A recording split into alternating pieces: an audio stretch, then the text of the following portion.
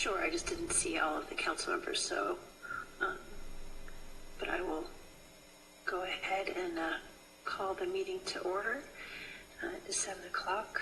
Welcome to the joint meeting for the Cotati City Council on successor agency for the former community, let's start that over again, to the former Cotati Community Redevelopment Agency on Tuesday, June 9th, 2020.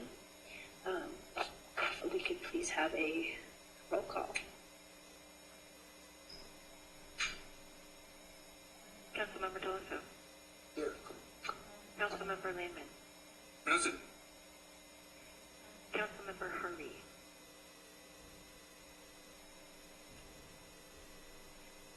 Councilmember Vice Mayor Moore. Present. Mayor Stillman. Here. And do we know, does anybody know if Councilmember Harvey is not able to make the meeting tonight? She should be joining us this evening. She might just be running behind. Okay. I'm just a bit concerned about starting the meeting before everybody's here. Well, let's move on to the Pledge of Allegiance, and then we'll wait before we begin any approval of minutes. So if everybody online could please join me in the Pledge of Allegiance.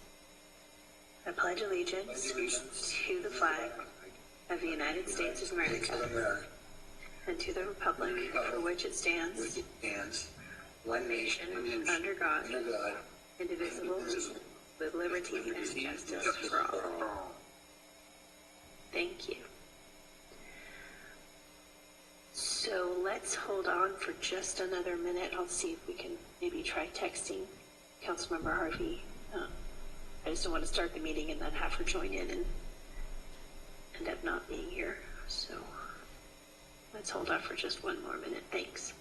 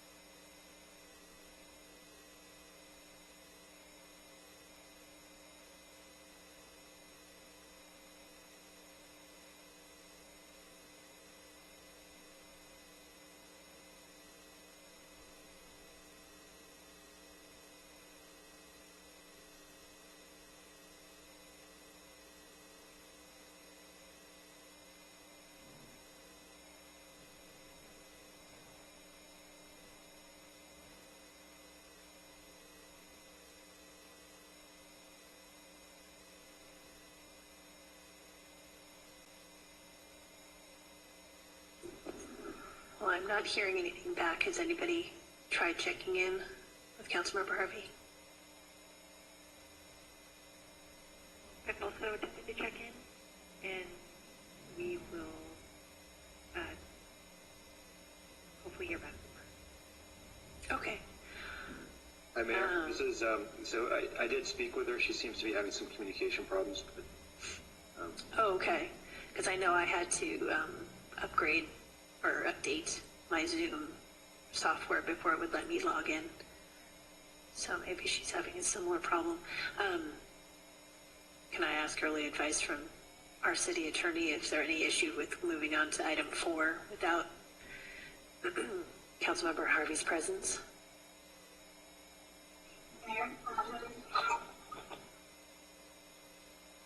Sorry, repeat that last bit.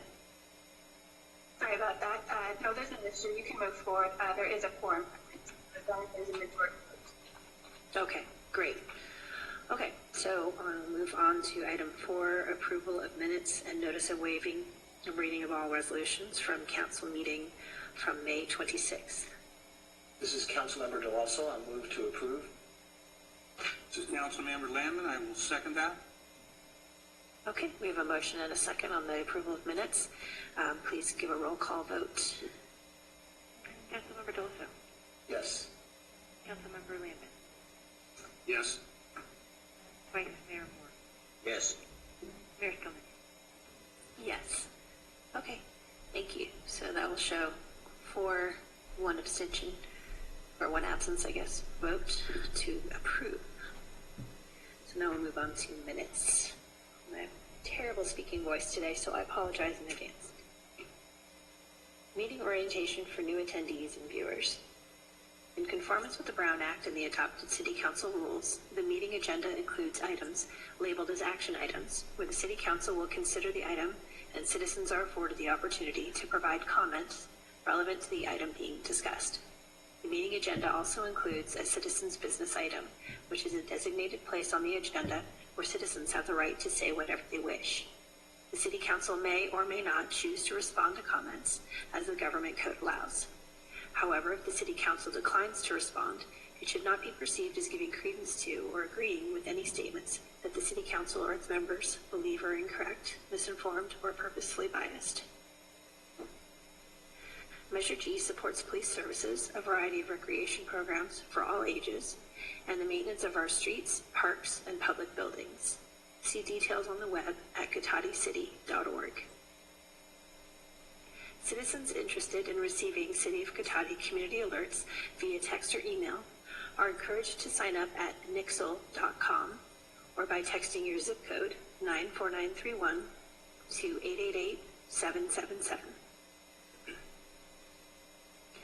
It's our top priority to provide you with prompt, comprehensive customer service, and we continue to offer all city services. However, in the interest of public health, City Hall is currently closed to walk-in traffic due to the current health officer order. During this time, our services have temporarily transitioned to phone and web-based, as well as appointments by request. Staff continue to be available to answer your questions 7:30 a.m. to 5:30 p.m. Monday through Thursday. Like always, we love to hear from you, so please feel free to contact the city at 707-792-4600 or info@cotaticity.org. If you have a non-emergency issue after normal business hours, you can contact us at 707-792-4611. And of course, if you have an emergency, please call 911. Continue to look for updates on the city's website and social media channels available on Facebook, Instagram, Nixle, and Nextdoor. So we'll move on to item 6, which is approval of the final agenda. And I will check in with City Manager Ovid and see if there are any changes to the agenda tonight. No, thank you, Mayor. No proposed changes. Okay, great. So we'll move on to item 7, which is citizens' business and public comment for consent calendar items. Any member of the public wishing to speak to the council on any items listed on the consent calendar or any matters not listed on the agenda that are within the subject matter jurisdiction of the council may do so at this time. Pursuant to the Brown Act, the council is not allowed to consider issues or take action on any item not listed on the agenda during this period. Pursuant to City Council Policy 2017-02, comments of any member of the public are normally restricted to a total of 3 minutes in length per person for matters not on the agenda, and a total of 3 minutes per person in length for any and all items on the consent calendar. The mayor may extend the time limit for a reasonable time where disability accommodation has been requested. So at this point, I will ask our city clerk to check in with attendees of the meeting and see if anybody wishes to comment during the public comment period. Thank you, Mayor Skillman. And just as an added, to make public comment, please use the raise hand icon on your smart device or desktop computer, or dial *9 if you're just using your telephone. Please listen carefully for the mayor or myself to address you by name or phone number, and for the audible Zoom notification that you've been unmuted. Once you begin your public comment, your 3 minutes will begin. Mr. Barrett, go ahead.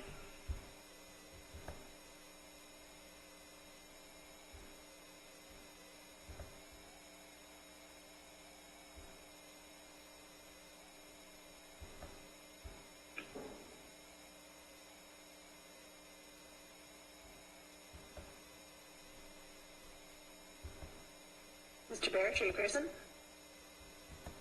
Can you hear me now? Yes, go ahead. Okay, thank you, Mayor. As I was saying, if you have a quorum for the meeting, you do not have to wait for Susan Harvey to join the meeting, okay? If Susan wants to join the meeting, or any of the council members want to join the meeting or leave the meeting, they can do so as long as you have a quorum, okay? My main issue tonight is I noticed on Councilmember Landman's Facebook page that he supports Black Lives Matter. My question to the council is, I think you need to put this on an upcoming agenda. Because if you're going to all support Black Lives Matter, or you have a discussion about it, the citizenry wants to know whether you plan to defund the police, or disband the police, or increase our police department's budget for proper training, more officers, and so forth. The citizens want to know. Now, the Democrats have been running Cotati for over 50 years. So if you have a problem with the police department, as Black Lives Matter does, extreme displeasure and disapproval of police departments across the nation, then you need to agendize it and clarify for the public whether you're going to support the police or you're not going to support the police. My second issue is I made a complaint to the police department that there was graffiti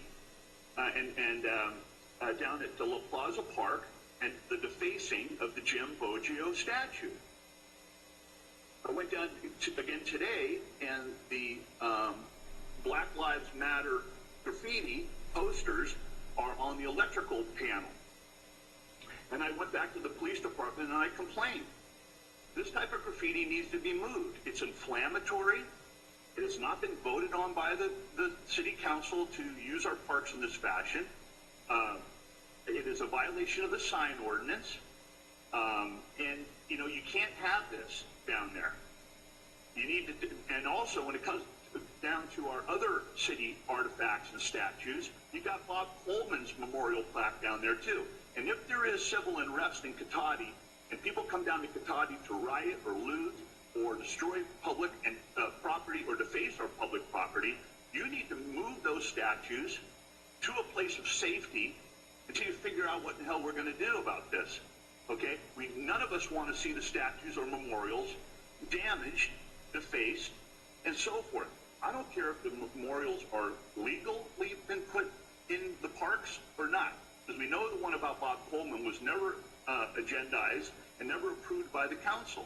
But regardless, it should be protected and moved to safety until we figure out what the city's going to do about all this. Thank you.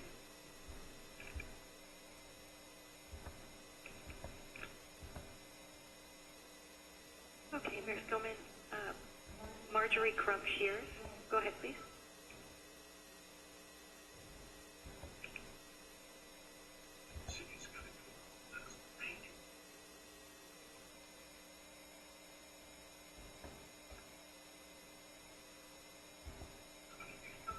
Ms. Crupshares, are you there? Hello?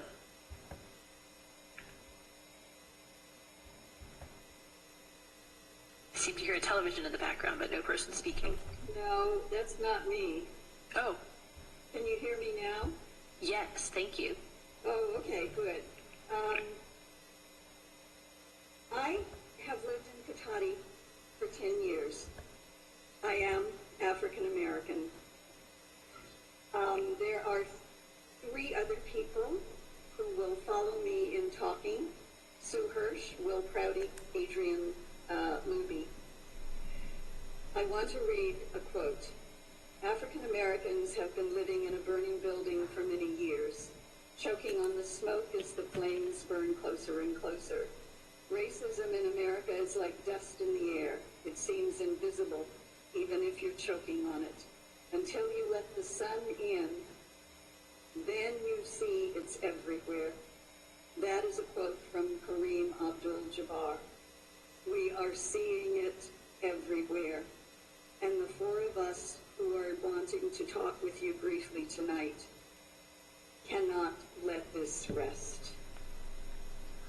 A poem. What if 2020 isn't canceled?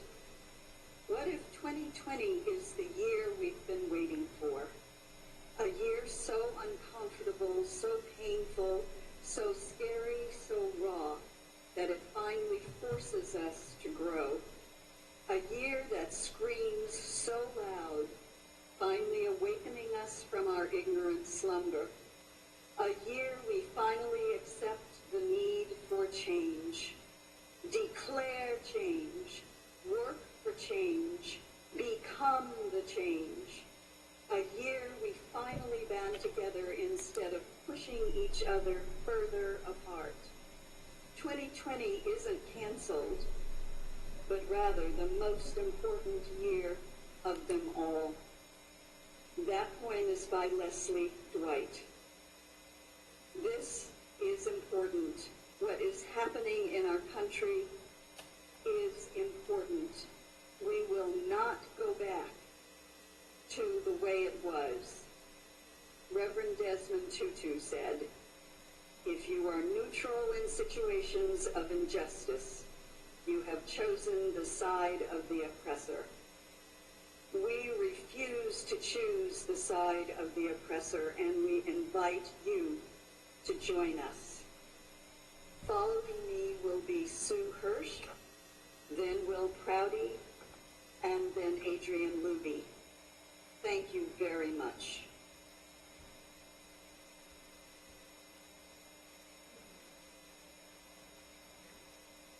Thank you, Ms. Crumshire. Mayor Skillman, are you okay with going in an order as suggested? Sure. I don't know if I had seen everybody's hands up, but sure. Sue, go ahead, please.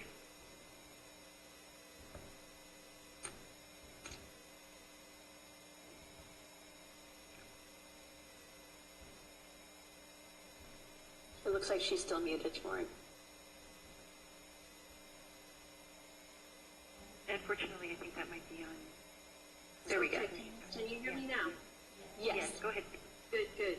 As I speak, I'd like it kept in mind that police forces across the nation actually have their roots in a sort of slave bounty hunting task force that existed before we all decided by dint of the Civil War that slavery was bad.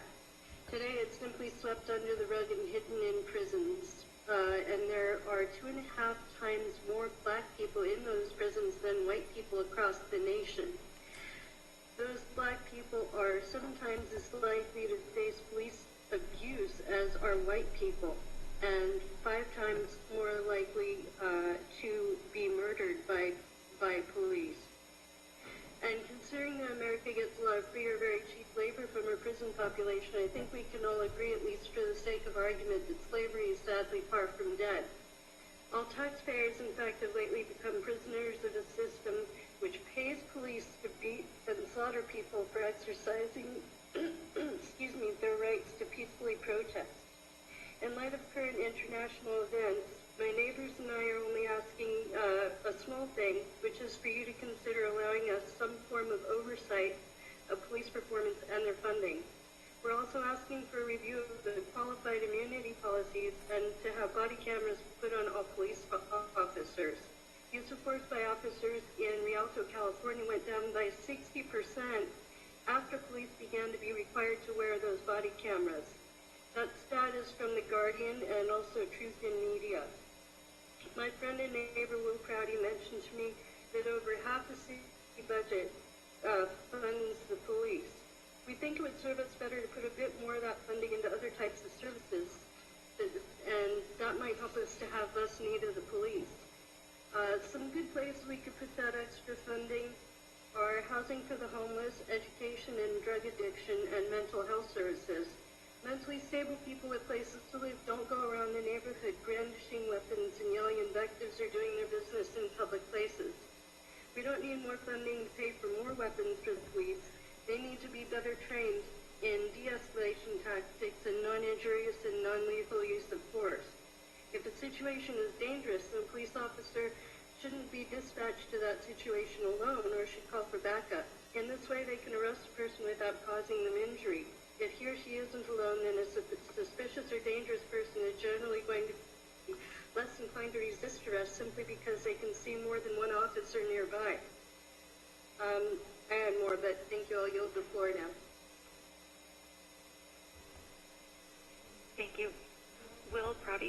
Go ahead. Thank you, Mayor Skillman and the City Council for recognizing me. Can you hear me? Yes. Great. In light of recent events, I call for this body and Police Chief Parrish to reevaluate the Cotati PD's use of force policies. A useful framework in line with 21st century policing is presented on 8cantwait.org, a project of Campaign Zero. Campaign Zero was founded in 2015 by activists seeking to reduce the number of police killings, which disproportionately affect minority communities. Their efforts have resulted in many changes in policy in American policing. These reforms are data-based objectives examining best practices currently in place by major American police departments. Departments that adopt these policies are significantly less likely to experience traumatic police killings. The policies are shown to also increase officer safety and have no negative effect on crime rate. My independent review of Cotati PD's current use of force policies indicates that we are currently in line with only 3 of the 8 proposals. In the interest of time, I will begin by highlighting areas in which I see room for improvement. 1. The requirement to de-escalate situations when possible. 2. The establishment of a use of force continuum that explicitly defines which tactics are appropriate based on a subject's level of resistance. Coupled with a policy of de-escalation, this would require officers to scale down uses of force in proportion to increased compliance during an encounter. 3. The ban of chokeholds. I move for the ban of these holds or their classification as a use of deadly force at a minimum. 4. The requirement that deadly force may be used only after all possible alternatives are exhausted. 5.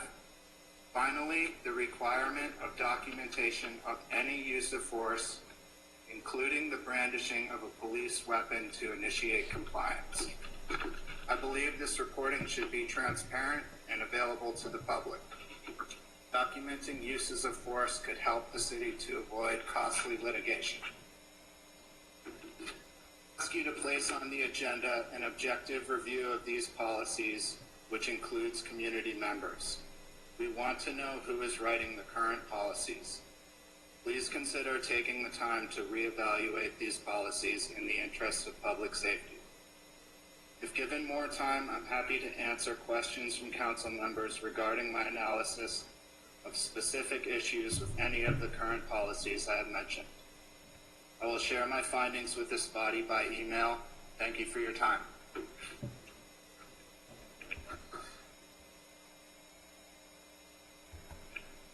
Okay, Adrian?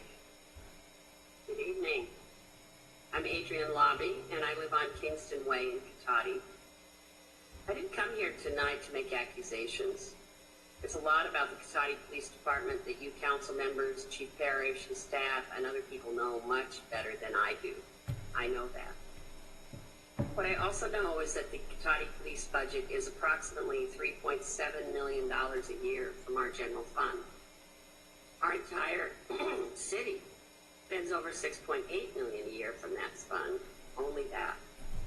In round numbers, we have a $7 million budget, and well over half, $4 million, goes to law enforcement. Obviously, like me, there are Cotati residents who are interested in knowing how that $4 million is spent, and whether or not there are better ways to protect and serve those of us who live here. We need to look at the job we're asking the police to do. We need to analyze the issues they're called to solve, as well as the way they handle those issues. Are we expecting the police to do tasks that would be better accomplished by social workers or other professionals?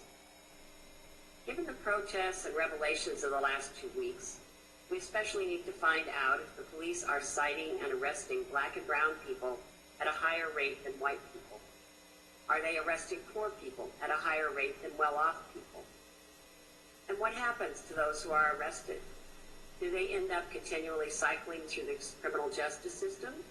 Or do they return to our community through restorative justice processes, community service, or after being exonerated? Do they return to us with the ability to take on responsibility and a role in our community? Once we had a police auxiliary commission in Cotati. Perhaps that should be reinstated. We can answer some of the questions I'm asking by taking a serious look at the police data that's already collected. But we won't find out how Cotati residents experience their police force unless we ask them. And we need to do that in a way that protects people's anonymity. I hope that the council will appoint an ad hoc committee to work with our group and other anti-police violence advocates to address 3 or 4 issues. As Will said, we want you to review the use of force policy.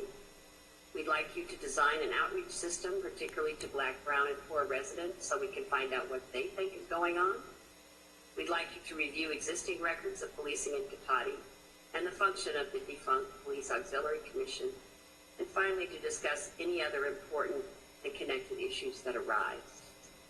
We're asking you to agendize an item that will discuss Cotati's use of force policy and these related topics at your next meeting.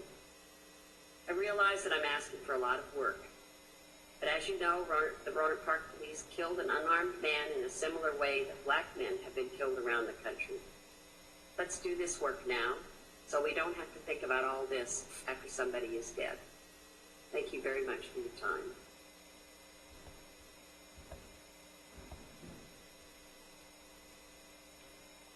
Laura Sparks, go ahead. Hello, can you hear me? I can, go ahead. Okay, thank you. I'm here to ask today to ask you for 3 things. First, I'd like to ask that you make a commitment to sign the Obama Foundation Mayor's Pledge to reduce the use of force policy. To review the Cotati use of force policies. Other major cities that have signed this pledge include Dallas, Atlanta, Reno, Sacramento, San Francisco. I think if it's good enough for all of those cities, it's good enough for us too. Second, I'd like to ask you to commit to involving the community in any review of the use of force policies and to involving the community in creating some sort of citizens oversight board that can review use of force complaints from the police department. And third, I'd like to ask that you place a discussion on these matters on the agenda for the next, or at least for a future city council meeting. Like Will, I also read through the City of Cotati use of force policies this weekend, and I found some things in there that were sort of hard to read. Regarding chokeholds and carotid restraints, they're discouraged, especially for use within our use of force policy, especially used on children, pregnant women, the elderly, and individuals who have Down syndrome are specifically called out in the policy. But then it says, if the officer believes the need outweighs the risk, then they can use them. I don't want to live in a community where people have their necks choked because an officer believed that the need outweighed the risk. Another area that I was disturbed by in the policy was that the word de-escalation only showed up once in the entire Section 300 use of force section, and it was only in a definition to state that it did not mean the same thing as retreat. I think it's unacceptable that de-escalation is alluded to in several places, but it's never really spelled out. The 8 can't wait recommendations state that have a required use of force continuum and required de-escalation. So I really wish that we had more than just a glancing, passing mention of them in our use of force policies. When a use of force complaint arises, the board that's convened to review it contains no civilians. It's only officers and other peace officers. So I would love to see that civilians have some input into that. There are several other problems with the use of force policies, but I think we need to have an inclusive, large discussion where the entire community can weigh in on these.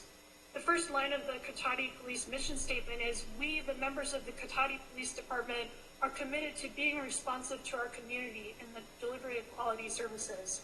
So I'd ask that the police and the City Council be responsive now and sign the Mayor's Pledge, the Obama Foundation Mayor's Pledge, commit to involving the community in reviewing the use of force policies, and place this on a future agenda item. Thank you. Carol, go ahead.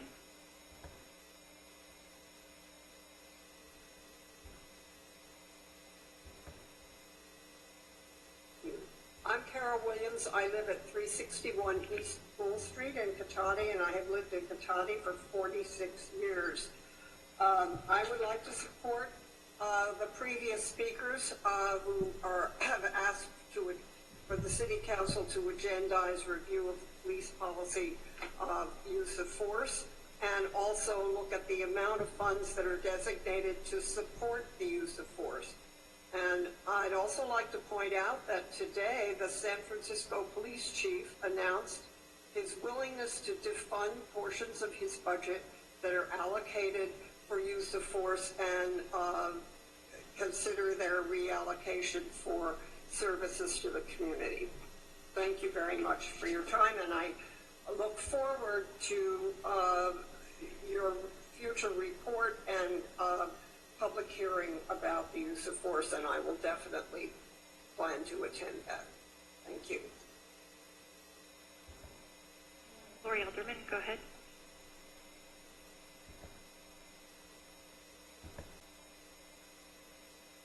Can you hear me now? Yes, go ahead. Okay. First of all, one of the speakers talked about an anonymity. I can't say that word right. You with your Zoom calls, you added it into this meeting. You broke the Brown Act once again, and that now we're required to put in our name and our email address to get on Zoom. That's a Brown Act. We've worked with the violation. We've worked with the since these remote meetings with the district attorney's office, and it's still an issue. Obviously, these others knew how to get you having so many hoops, and now we have to even go even farther. The other thing is, these other citizens are not aware that the City of Cotati, Police Chief Parrish, and some of the council members are, there is a civil rights, free speech, and federal case in the Oakland courthouse by me, and it has to do how with the City of Cotati has for 99% of their votes in the last decade have been unanimous. In 2018 and 2019, all votes were unanimous. They there's not so much racial discrimination, but if you speak against the city, you are treated differently, and that's what this is. It's not a frivolous lawsuit. It's been in the, it's been by a civil rights judge in Oakland for 9 months now. I'm still waiting. There's 9 weeks. I'm waiting for a major decision from her. It's the same courthouse where the court officer was shot, and the judge is wonderful, and she believes me, and she believes my voice. The City of Cotati has ignored my voice for years, done actions after action to suppress my public comment, and you guys need to bring this into that you're talking about the big issue of like the Obama whatever thing. You need to bring it down to Cotati. You need to bring it down to the specific things that are the goals of my lawsuit. It's not money. Mine would go in a special needs trust. It's social justice and police accountability and dealing with their institutional dysfunction. Thank you.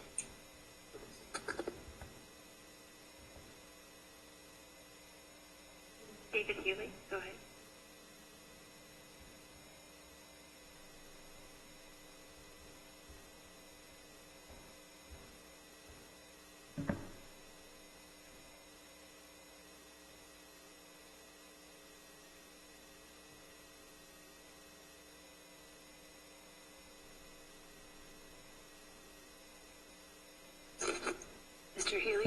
unmute yourself.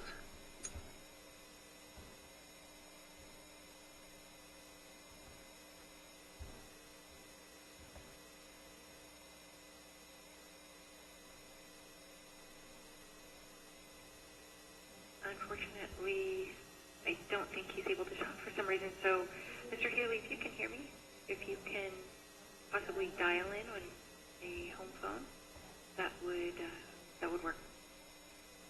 We can also come back to Mr. Haley if that's okay with you, Madam Mayor, and we'll move on to David Goki.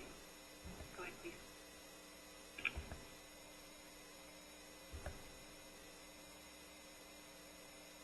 Hello, thank you. My name's David Goki. I live on Flamingo Road in Cotati. I'd like to echo the requests of Will, Laura, and others who have asked that members of this council add an agenda item to evaluate implementing the so-called 8 can't wait policies.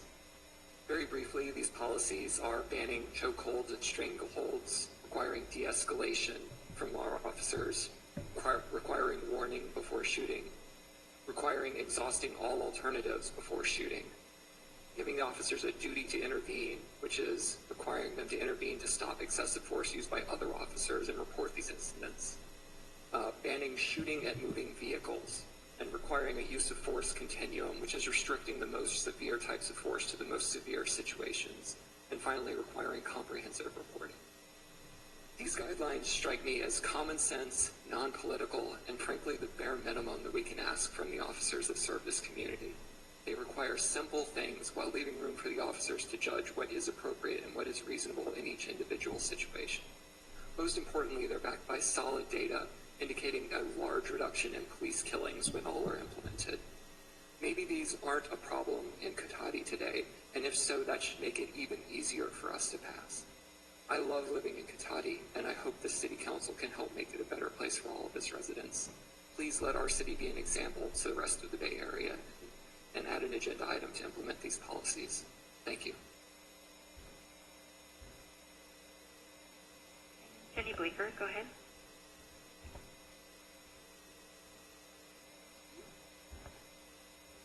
Very faintly. Okay, is that better? Much better, thank you. Okay, thank you. I really just wanted to say that I also support all the people who've spoken so incredibly eloquently and knowledgeably about this issue, and support them in asking you to put it onto the city agenda. I agree with everything that they have said so far. I haven't researched it anything like to anything like the same extent that they have, but I'm glad that they're bringing this issue to Cotati. Not that I'm aware of complaints about Cotati police or anything like that, but I agree that it would be good to get the right guidelines on the books now before anything happens, rather than let it go any longer. And I think it's incredible to see the wave that's going through society at the moment in really trying to bring about a huge transformation. And I hope it can be 100%, more than 100% successful, including in Cotati. Thank you.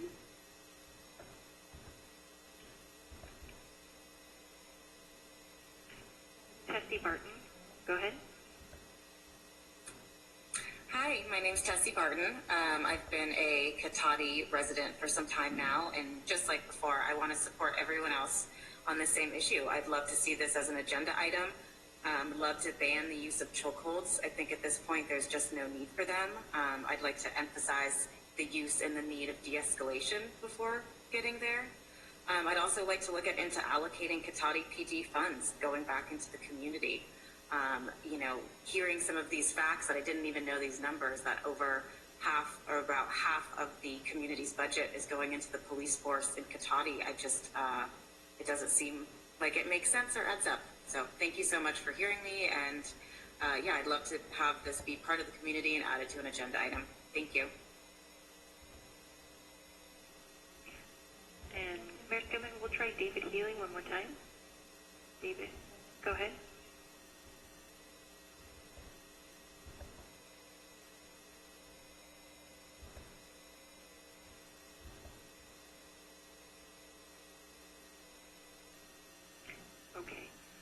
go, Neil, please go ahead.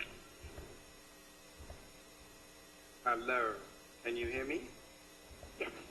Yes, hello. I'd just like to say I don't see any danger within Cotati for the public spaces and the statues. I think people have been very, very reasonable in their the public spaces and quite within the rights of people to get out there and try and echo the horrendous situation that has happened in other places in the US. So I'm surprised that a citizen would request a waste of police time for just carrying away cardboard signs that have been on Jimbodio statue. And that's a tradition within Cotati. The country has been through a horrendous process. We're seeing some of these pretty close to executions or murders. I do think we want to follow the governor's Newsom's line of doing a review, and I think it would be very useful to hold that as a public process. As much really to have the police sort of see that the citizens are involved in the community.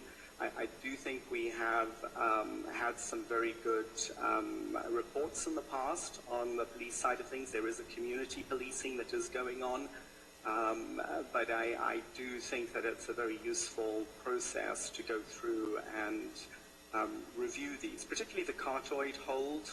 It just doesn't seem like police should be being trained for that. And I do think it's Cotati and it's Sonoma County. There are many jurisdictions that go together. Cotati, I believe, gets its training from Sonoma County. So there's going to be a requirement also to review all the way the police sort of do their training and stuff. In the end, the police are here to help us. There are a bunch of people around who I do think we need to, who plainly are thugs, and including the president, I think, is in that category. So I do see that I would ask for a review. So thank you very much. Neil Hancock. Thank you. And Mr. Healy, if you've also dialed in, just a reminder to dial *9 if your phone number is visible. Can you hear me this time? I can. Go ahead. Thank you. I'm so sorry about that. I'll make it so quick. I would like to address the current use of force policies in Cotati and urge the city to ban all chokeholds and highly consider redistributing the funds allocated to the Cotati police force. I would like the city to acknowledge and support the Black Lives Matter movement, and we would like the police use of force and their budget to be on the agenda of the next city council meeting. Thank you so much. I truly appreciate it.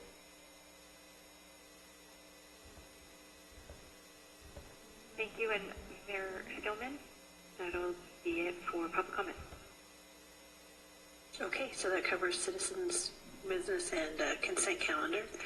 And then I wanted to see if anybody on staff wanted to comment on any of the, obviously they're not on the agenda, but I just wanted to see if anybody wanted to comment before we move on to the next item.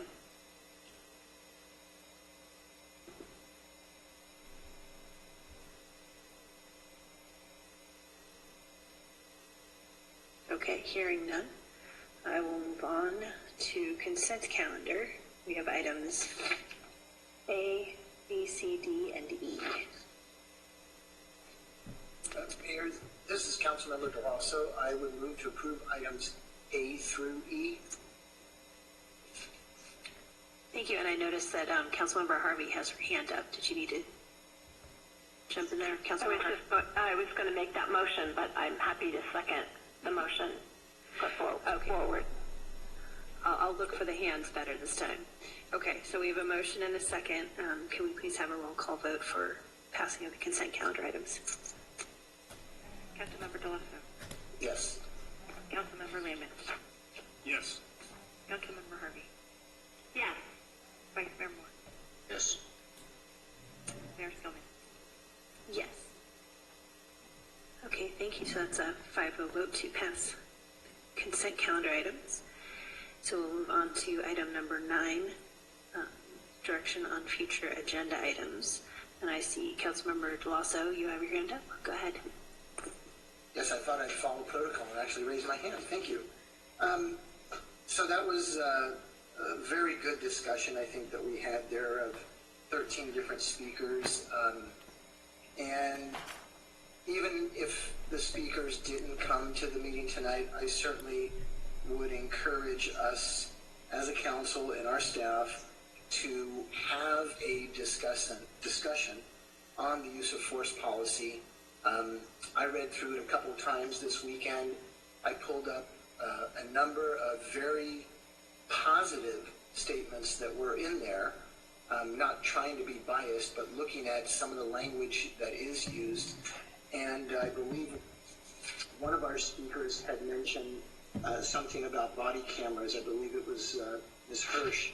And Cotati was actually the first city, if I'm not mistaken, the chief or the city manager can correct me, the first city in Sonoma County where all the officers had body cameras on. So I think we take this very seriously. And I don't know, since the mayor and the city manager work on these future agenda items, I'm hoping like sometime in maybe July or August we could have a discussion. I'm not sure it's able to come up on the very next meeting, but I would like to put that out there and see if there's support from the rest of the council. Thank you.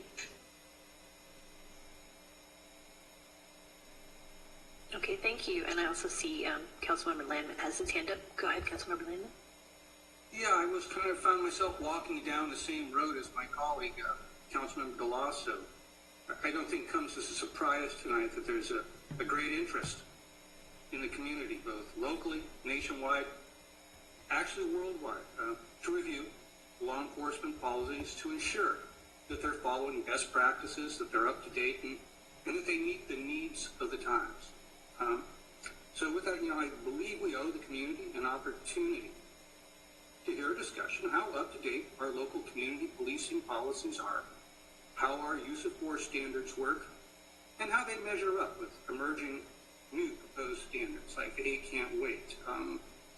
Now, from a quick review myself, from what I've seen, including letters from Mr. Prouty, I'm not sure if there's that much daylight, as I would expect with a small progressive community policing department, but nevertheless, I think that discussion is important. So I agree. I'd like to see an agenda item to give us the opportunity to review these policies, to have the opportunity for discussion, and to see if we find any areas that can be further improved and then potentially to make those improvements. So I would like to see that on the agenda too. I would agree. I think trying to put that on the next meeting is going to be a little difficult, but it's obviously something that's timely, so I would be sort of supportive of seeing that. Thank you, Madam Mayor. Okay, thank you. And I see Councilmember Harvey has their hand up as well. You want to go ahead, Councilmember Harvey? Yes, I would support my colleagues, and just not to repeat things, but more to add. I think that there is also more education that needs to happen on our budget, because I think that there's a little bit of a misunderstanding about the budget.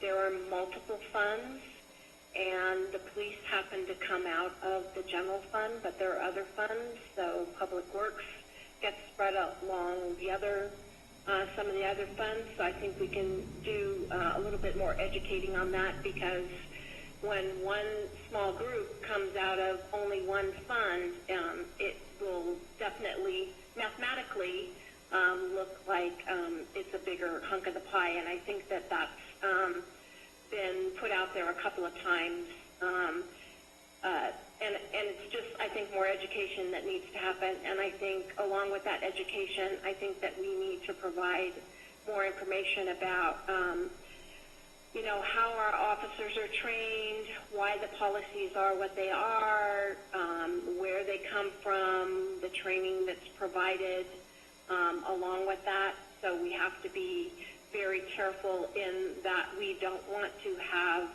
policies that don't give us an opportunity to have the appropriate training to go along with those policies. So I think that whole discussion around that, I think, would be helpful to the whole community, because I know we are part of REMAS, which is our insurer, and we are part of POST, which is the police officers' standard training. So I think that there's a lot of things behind the scenes that support the policies that we're on that I think the community would benefit. So I absolutely support putting this on agenda and educating all aspects of this. Okay, thank you. Can I see Vice Mayor Moore as well?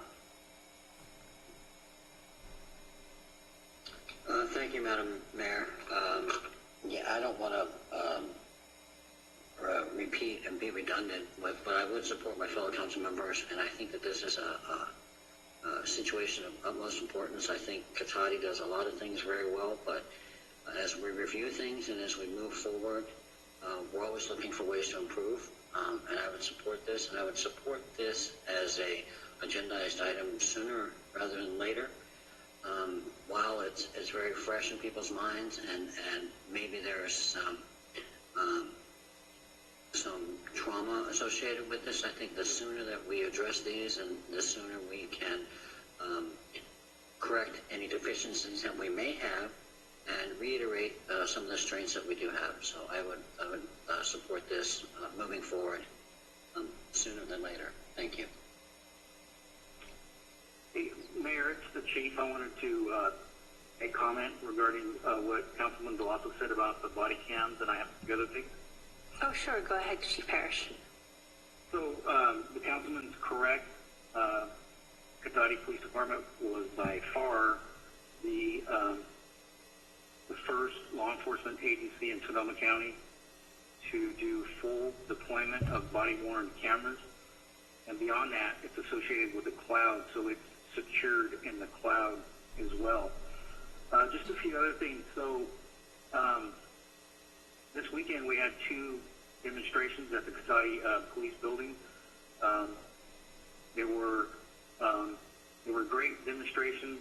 They were peaceful. They were in the spirit of Dr. King, and I want to recognize and thank everybody who participated in that.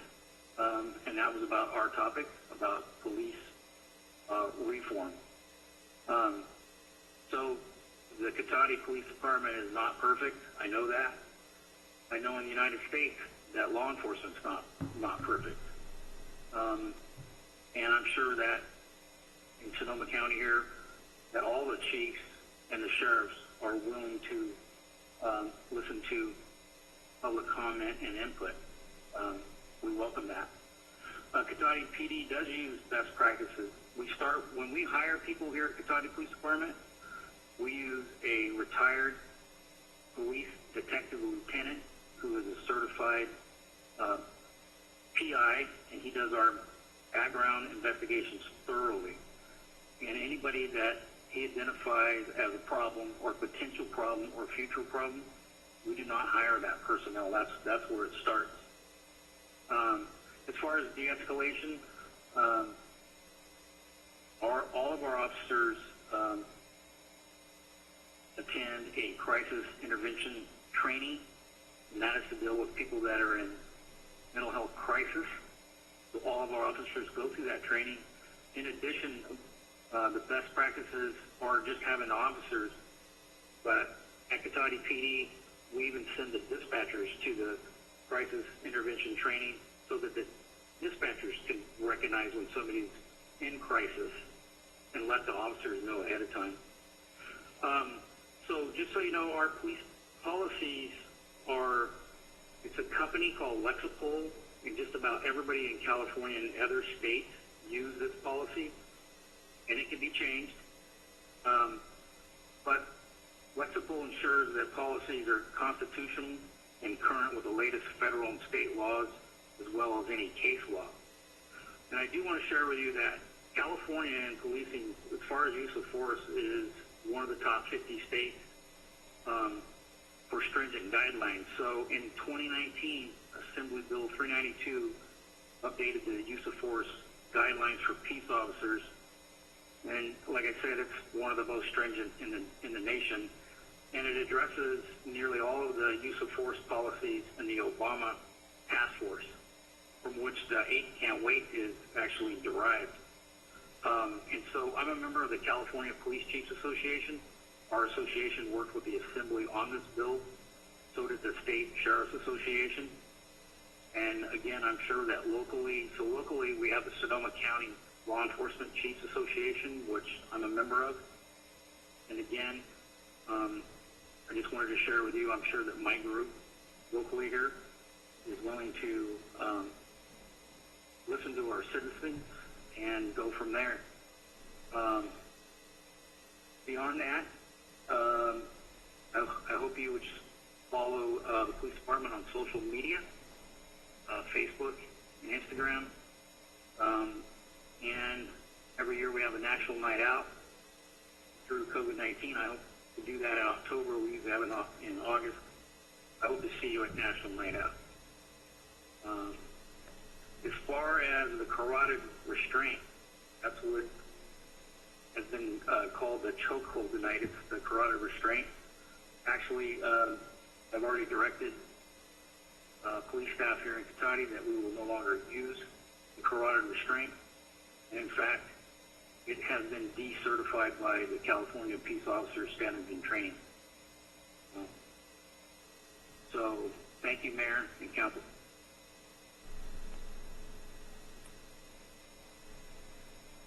Okay, thank you. I also wanted to express my appreciation for all of the participants today. I think you almost outnumber the panelists, which is wonderful to see this much civic involvement, and I really appreciate people's open-mindedness to wanting to get the more information rather than jumping to a conclusion, and also very impressed by folks who did their research.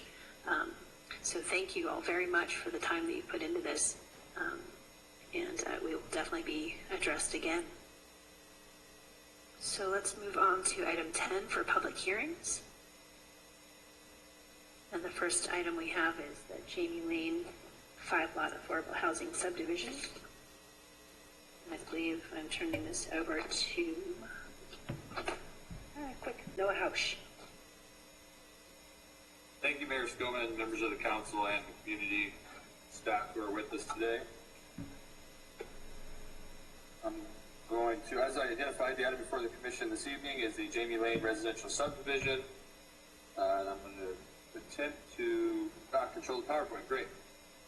The project is a request for approval of a vesting tentative map, preliminary and final design review to allow construction of a 5-unit residential infill project, which is located at the intersection of Ryan Lane and East Cotati Avenue.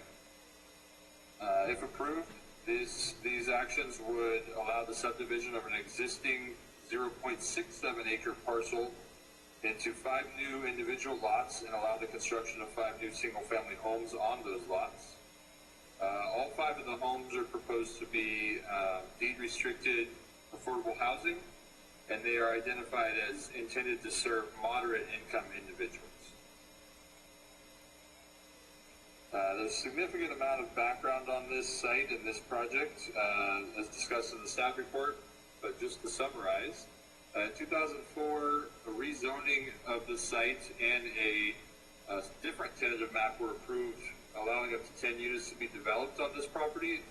That project was never built, and in 2009, the former redevelopment agency bought the property, intending to allow it to be developed for affordable housing. And shortly after, they entered into a contract with the Housing Land Trust of Sonoma County to develop that site with affordable housing.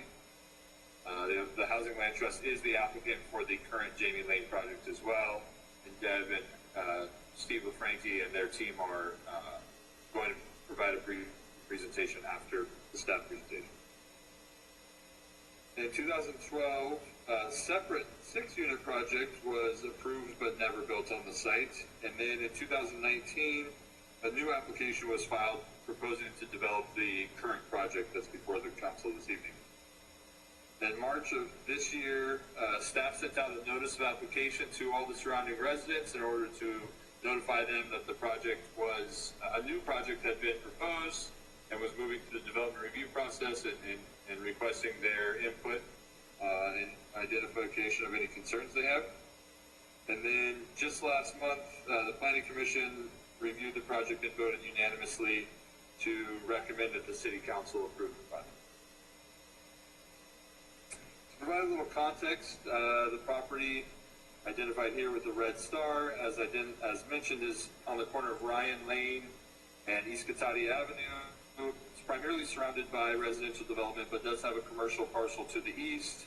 And then it's directly across the street from Santero Way and the Smart Station.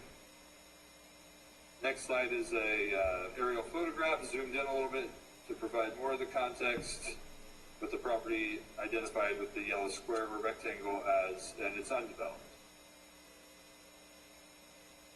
This slide demonstrates how the property is proposed to be developed. The 5 new homes would front onto Ryan Lane. Garages are proposed, rear-loaded alley access garages are proposed in the rear of the homes. The site would be, all new fences surrounding the site would be completely rebuilt.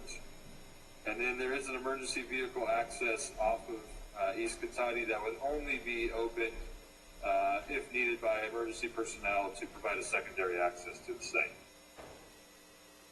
This slide is the same site plan, but identifying that it is proposed to be fully landscaped, and new street trees would be proposed along East Cotati Avenue. So again, just providing a little bit more context and detail on the proposal. These are the elevations proposed for the project that are in the packet. And the front elevations identified there is actually how they would be developed on the site. So that is the 5 individual homes, the front of the 5 individual homes as they would front onto Ryan Lane. And then there's 2 just zoomed in versions of those, just give a little bit more detail. As identified in the staff report, the site's zoned, designated medium density residential by the general plan, which allows up to 8 to 10 units per acre. Staff has found that the project implements several general plan policies in that it's an infill project adjacent to services and maintains the character of the neighborhood while also furthering affordable housing. The zoning of the site is surrounded by neighborhood medium density. It has a rather unique planned development zoning district because when the project was previously approved, it was rezoned to a planned development or PD district. But that PD essentially was development specific. And so as staff analyzed the project, we looked at the policies, the applicable policies in that existing planned development approval, as well as the neighborhood medium density zoning district, which is the other zoning that implements that general plan designation. As identified in the staff report, the project meets the parking, height, frontage, and lot size requirements. But as an affordable housing project, it is entitled to request concessions, and this project is requesting 3 concessions, specifically for the setbacks, the lot coverage, and the lot width. That's further discussed in the staff report. The primary need for these concessions is the fact that the project is proposing alley-loaded garages. So as you can imagine, providing an access drive and serving all covered parking in the rear of the homes while maintaining the street frontage of only the residential development, the homes themselves, requires more space of the property for the access lane to be routed to the garages, and then it pushed the homes closer to Ryan Lane, which resulted in the requested front setback concession. As identified, it is a vesting tentative map. The CEQA analysis identified that the project qualifies as a Class 2 categorical exemption under the infill exemption. The average lot size is about 5,800 square feet, but it's nets out a little bit less than that, as each lot also contains the portion of their access drive. Ryan Lane is a private street. This is jointly maintained by the surrounding developments, and this project would participate in that joint maintenance. And access and use of Ryan Lane and all of the private drive is dictated through established and proposed easements. Sewer and water facilities are located in Ryan Lane, and there are adequate storm drain facilities to serve the project. With regards to design review requests, it's 5 detached single-family homes with detached two-car garages. The project does implement craftsman elements. All homes are approximately 15 feet in height, ranging from 13 to 1,500 square feet in size, 3-bedroom, 2 baths. They're proposing to utilize the common yard frontage type, and all of the projects, or all of the proposed homes do have a minimum of about 11 feet for the front setback. As identified, the 2 required parking spaces are covered garage, rear-loaded garages, and then each parcel is provided 1 additional parking space for guests, and the landscaping will be fully water efficient.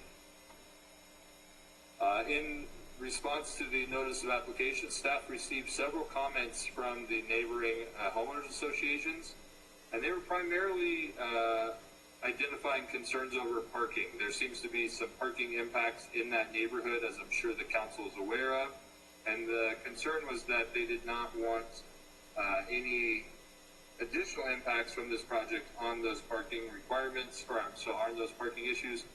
Staff had multiple back and forth conversations with the HOA presidents and provided them full copies of the easements, which identify how the parking is to be utilized and allocated amongst the 3 properties, including the project site.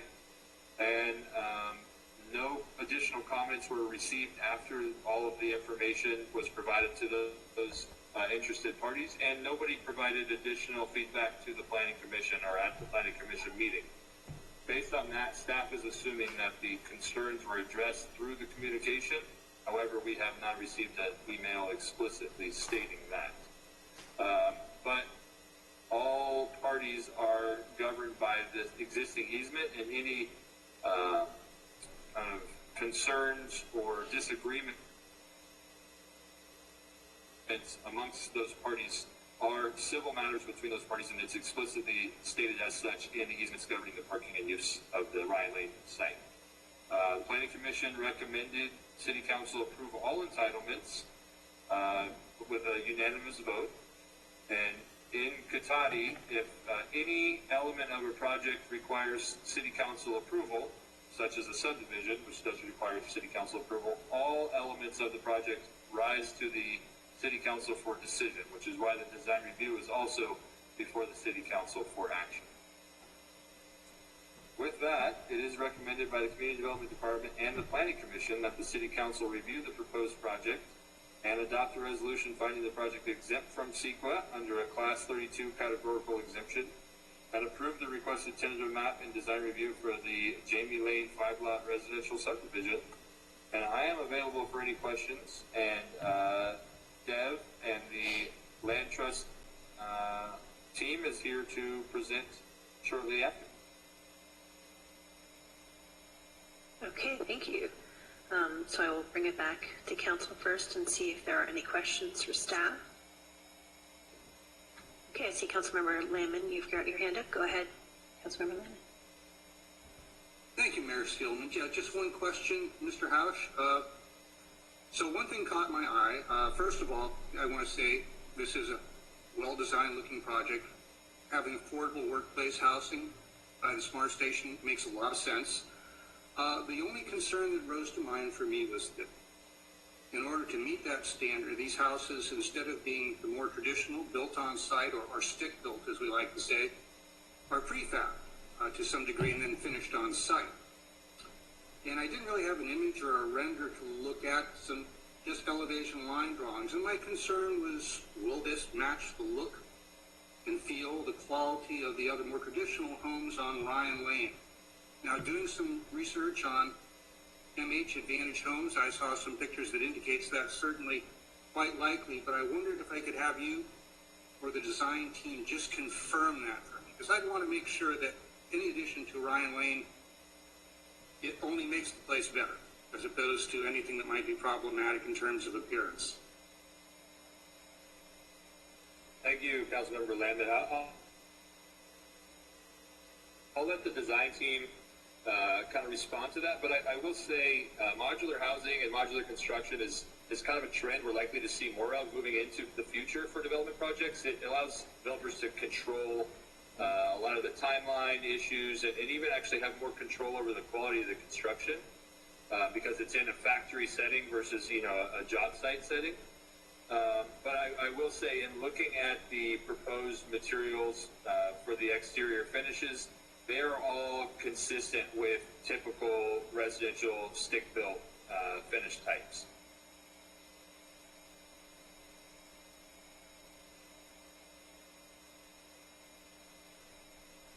Okay, and I see Councilmember Harvey has her hand up as well. Go ahead, Councilmember Harvey.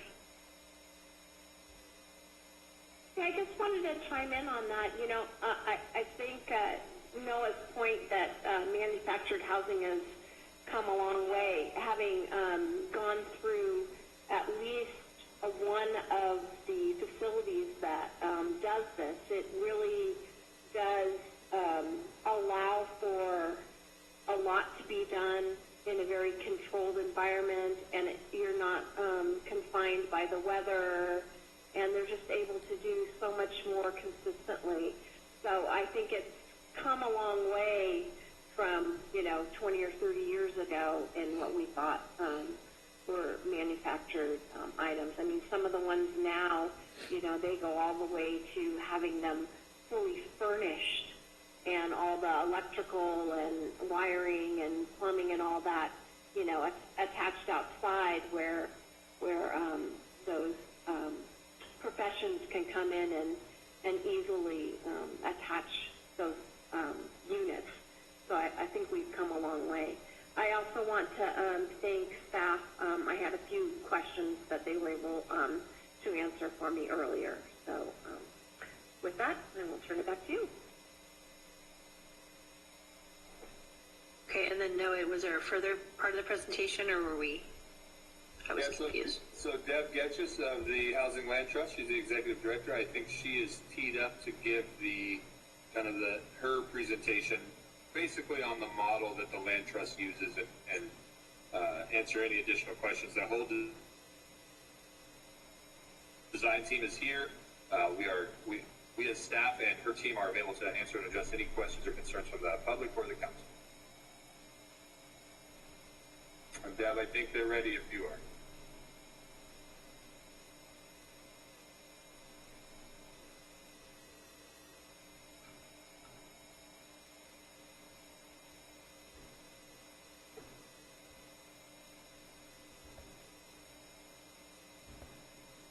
I'm not. Oh, there.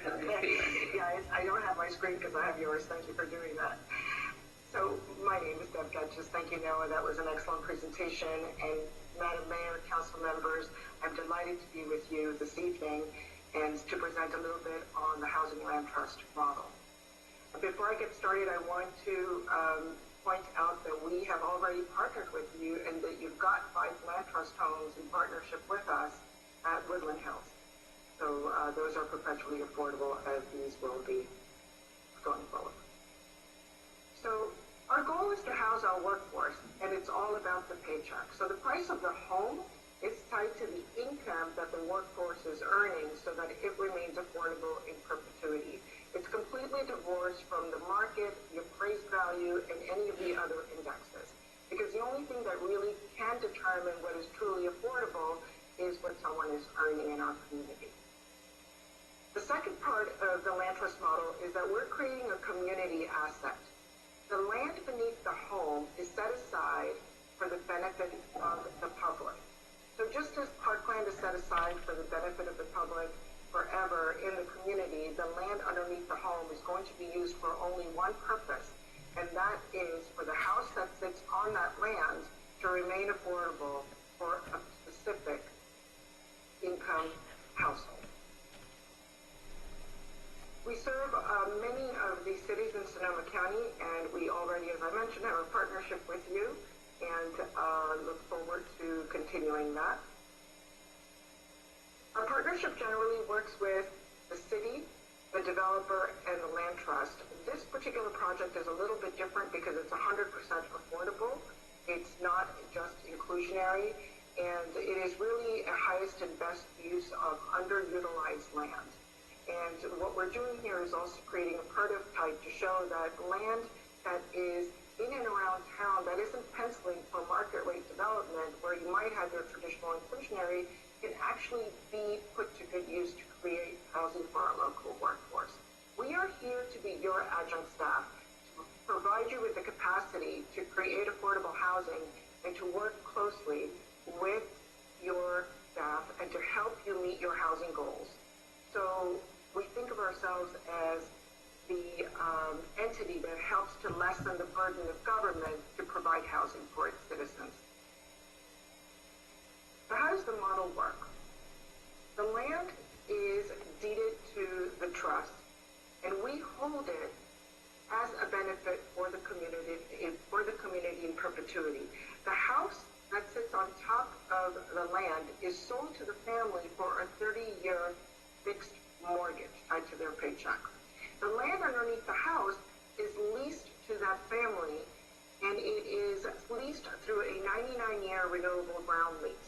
So the person buying that house is not paying market rate for that land. That land is used to subsidize the affordability, and it is acting and feeling like ownership, but it is not costing the family a price that would otherwise cause them to maybe leave the area because they're just priced out of the private market. So the land trust model is a path to acquire both land and home without the price that is out of reach. The process for creating a project is for the land to be owned by the city or by the developer, and the land trust comes in and partners to say that that is going to be the subsidy that's going to be used. The city is really driving the criteria. So whatever your goals are for your arena numbers, for your housing element, your policies, our job is to make sure that that criteria and those goals are met and fulfilled. And in this case, the homes will be of moderate income because you have other projects that are balancing out your achievements for housing that you have mapped out for the city of Cotati. We are able to draft all of the regulatory agreements. They're the same across the county, so that that is not an added burden to the staff. We can work directly with your attorney. We work with our attorney. But at this point, the documents are boilerplate and have already been executed at Woodland Hills. We've gotten this far in the entitlement process. This really has been quite the project. We've been working on it for many, many years, up to 10 years at this point. And I think that we have finally figured out a way to make it pencil and to find a good fit for it. Our job is to qualify the buyers, again, based on your criteria. Most of the people that we serve live and work locally. Most of our homeowners are teachers, city employees, medical employees, people who are the fabric of our community that have careers that make the community as vibrant as it is and function as it should, but are not able to buy that home on the market. So our job is to say, thank you for doing what you're doing to support the community. Stop renting, start owning, put some roots down, make sure that families are housing secure and that they have their financial future planned in such a way that they know what to expect from their housing costs and that they have that sense of security. The home is built. In this case, we are going to be employing the MH Advantage, which I'll talk about in a little bit, and Mark Westfall is here from Renew Homes to answer any specific questions. And while the units are being built, we're qualifying the buyers, and then we close at escrow.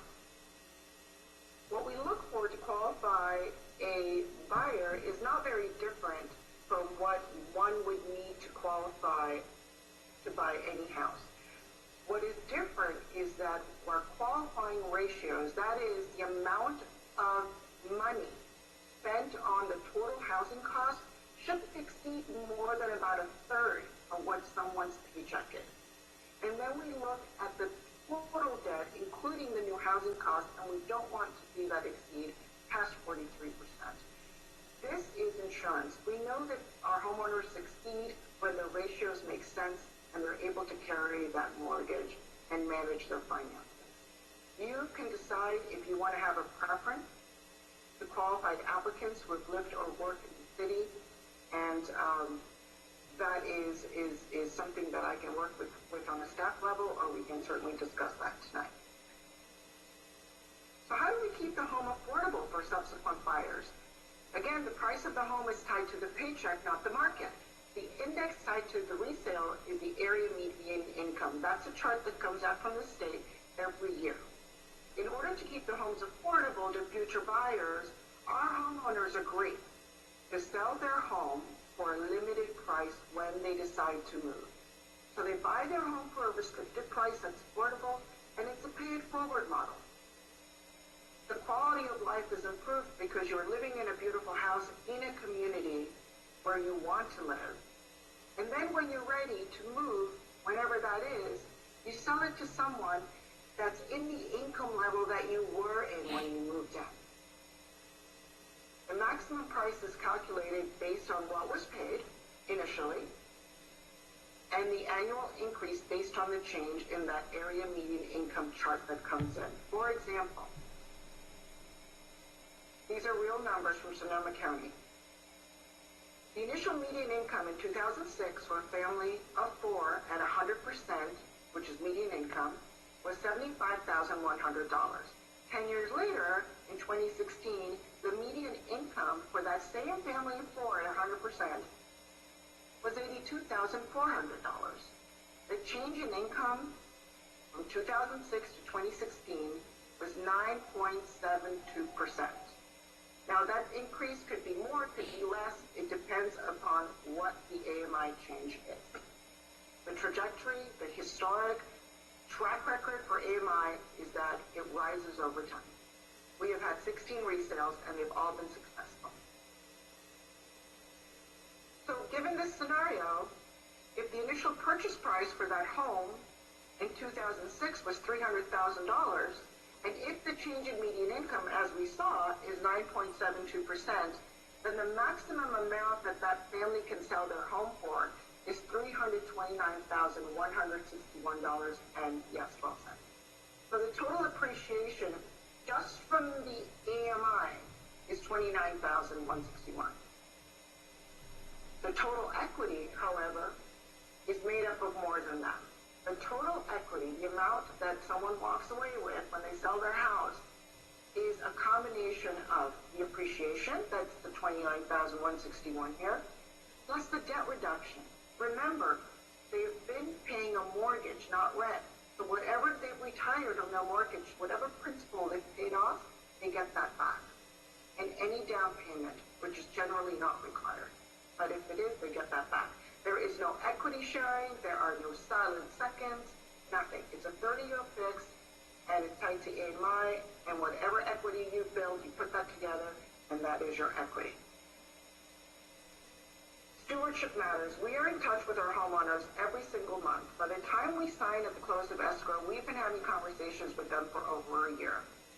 We know our families, and they know that we are their fierce advocates. We've had 0 foreclosures.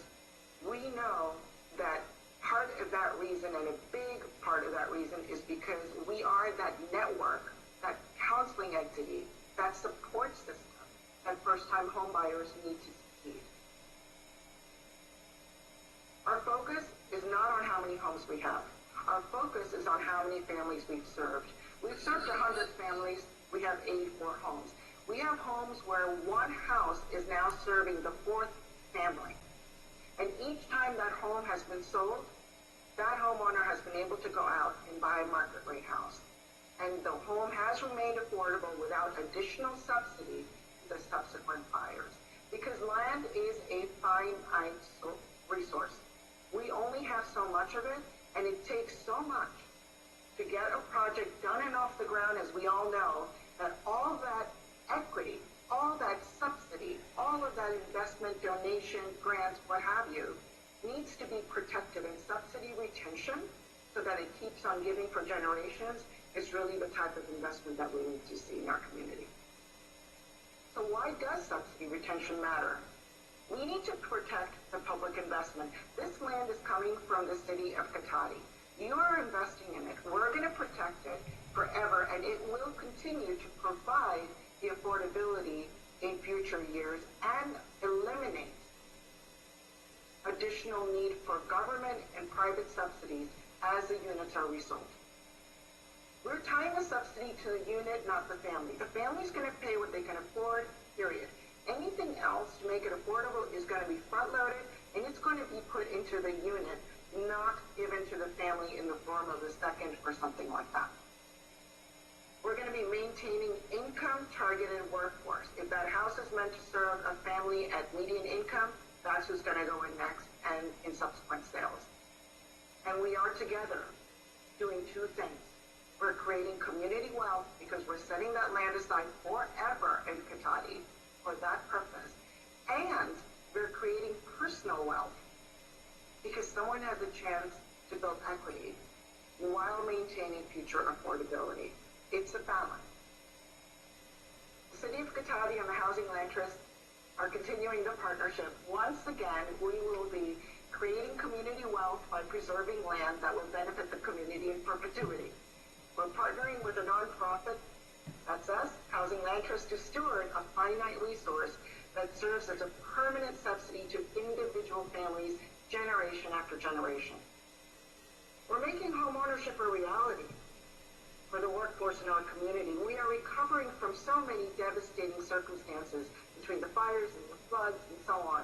And this is a way to bring some certainty into our workforce. We're delivering stewardship to families to ensure successful home ownership. And we are strengthening the fabric of our community by providing our workforce a secure place to live. What is new this time around? Specifically with Jamie Lane, there's something else going on.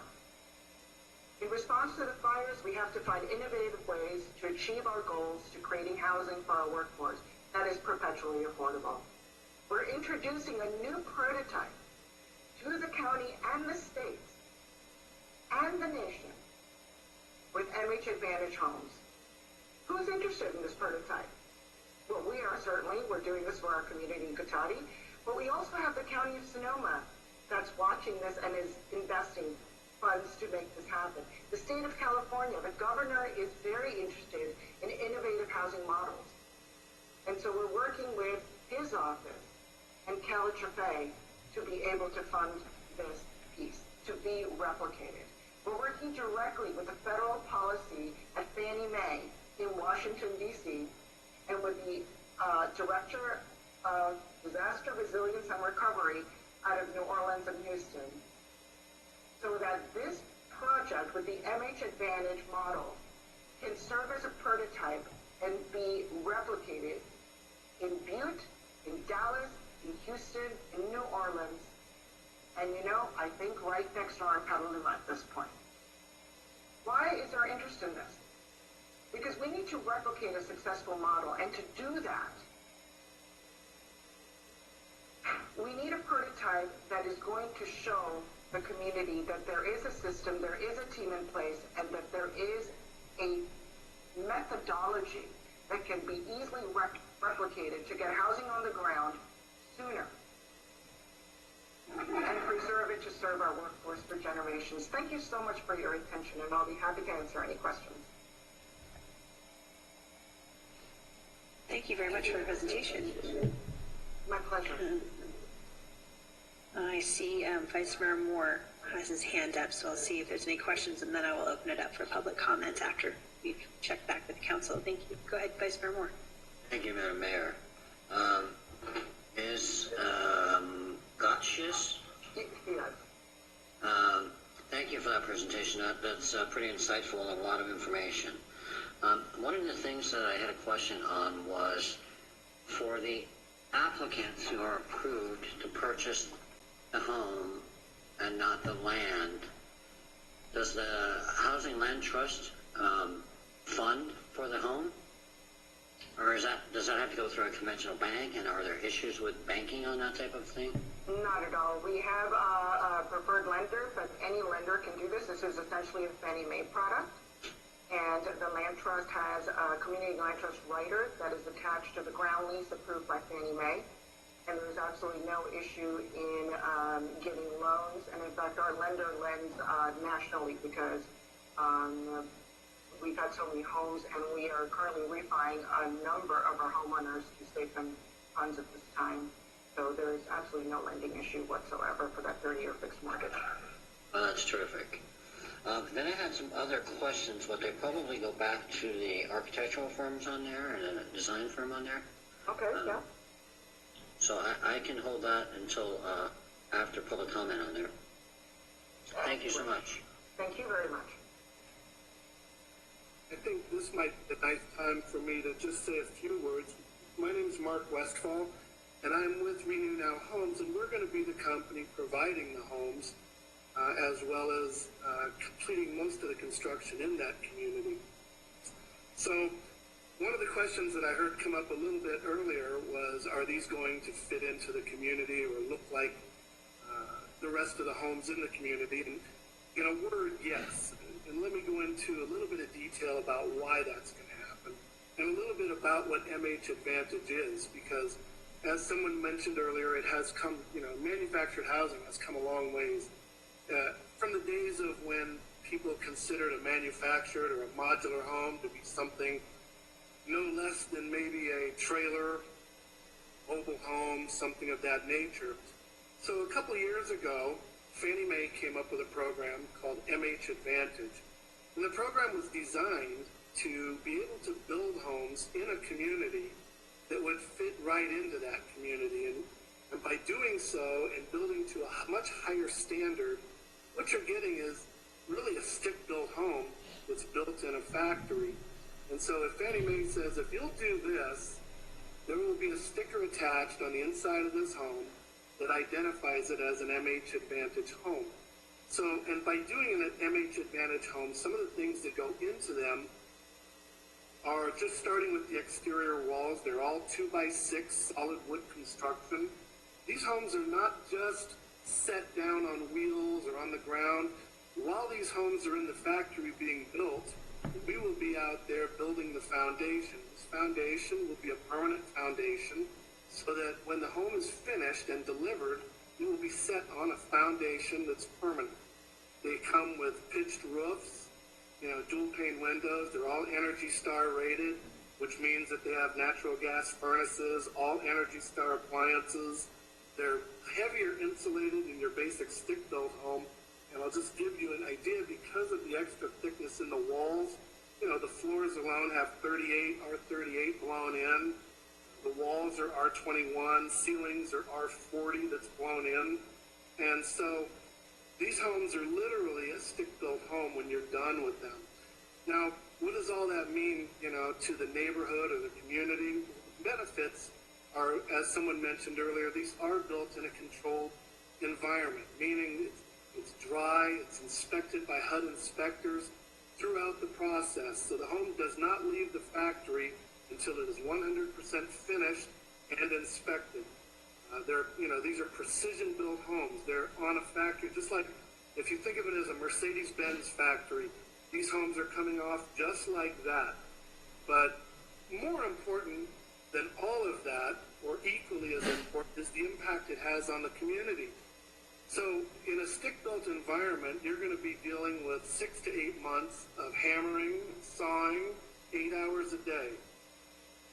These homes are delivered and set in place in 1 to 3 days, and that's it. Now, there will be a little bit more work because the garages are all going to be stick-built. So you're going to have kind of a combination stick-built community with factory-built communities. And so with a home going up in 1 to 3 days per home, and the garages all being done at the same time, you're going to have very little noise impact once construction gets started. And the homes themselves, from start to finish, they take roughly about 4 months from start to finish. But in a factory environment, a home is built in roughly 12 to 15 days. It just takes that much time to get up to the front of that line so that you can get yours going. And we're working hard on making sure that we do this perfectly. This is a very important project, And as Dev mentioned, it's a pilot project that we are all absolutely committed to making this an incredible venture for everyone. So I hope that maybe that clarifies a little bit about what's going to go in there.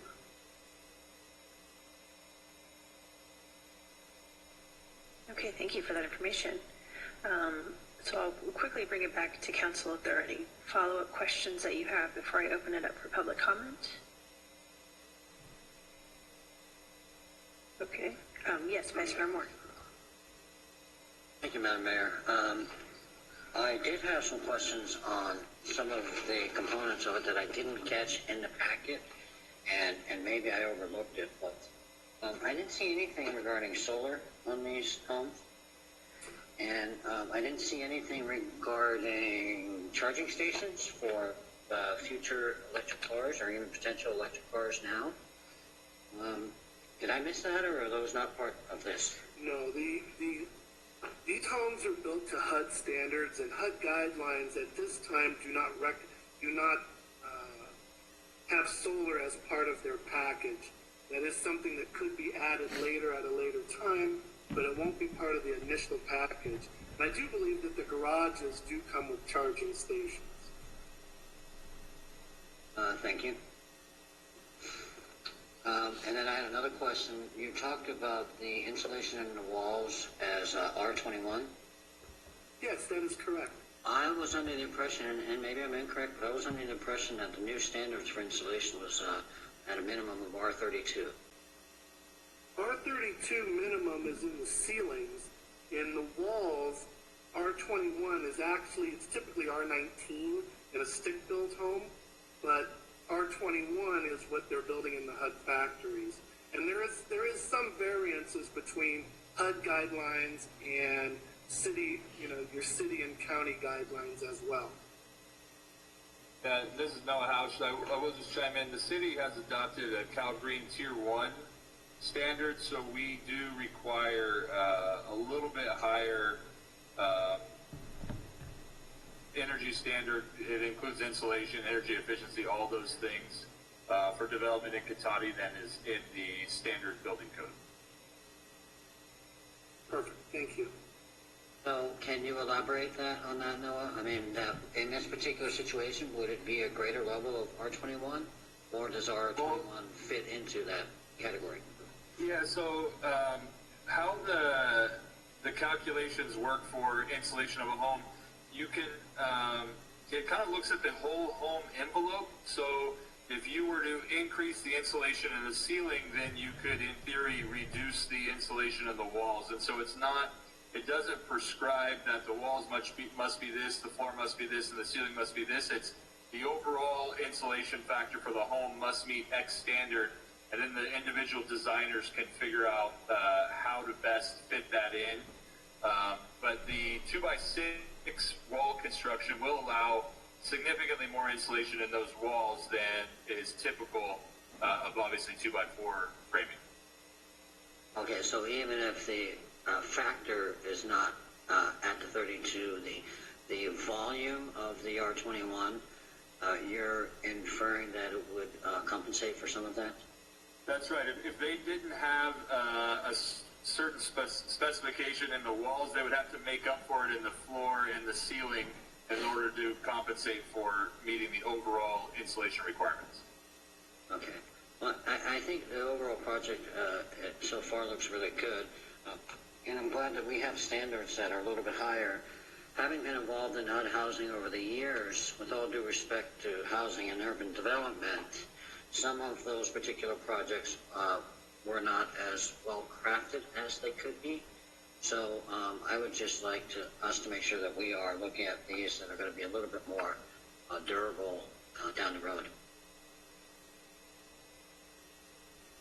And that's it on those. Thank you. Thank you.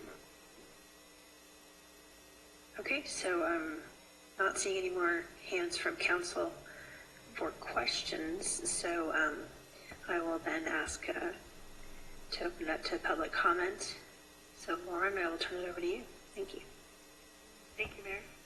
And for our listeners, those of you who are participating and would like to comment, please use the raise hand icon on your desktop or smart device, or dial *9 if you're calling from just your telephone. With that, Lori Alderman, go ahead. Hi. I wanted to say I generally approve of this project development. I'm just very concerned about the parking. I am very aware of Ryan Lane. I've taken care of a disabled young woman there for 30 years. It is a very narrow area, and it is so close to Santario Way, and where Jamie Lane will be there's a crosswalk over to Santario Way where we already have a problem with parking. You're going to be putting in the bridge housing there too. Like, it just seems that this needs to be considered as there needs to be consideration about parking for the general area, maybe something added in. I can tell you Saturday nights, they're overflowing down on Ryard Lane. They're overflowing with cars from Santario Way. And people get up on the curb with their cars that are there because they can't go in their own lots. So I know it's not a lot of extra cars for these 5, but it is something that needs to be considered, that, and also the street width being so, and I know that the homeowners only allow 2, they have stickers, and they only allow for 2 cars per household, but still, it's already very, parking's already a problem on Ryan Lane. So anyways, that's my public comment. Mr. Barrett, go ahead. Thank you. I have to agree with Councilmember Moore in once again asking about the solar photovoltaic complement to this project. I haven't heard from anybody else on the council, but he is spot on this. This needs to be addressed. Also the issue that the garages have electrical charging stations. If it's not in the writing, you're not going to get it. And I don't know how many times we have to learn this lesson. If it's not in the writing, you're not going to get it. But the photovoltaic is an excellent question. And I also thought Cotati had a new requirement that all new residential building would have a photovoltaic, solar element to the project. So I want to hear some discussion on this. How can you let this project go forward without that in the year 2020? Thank you.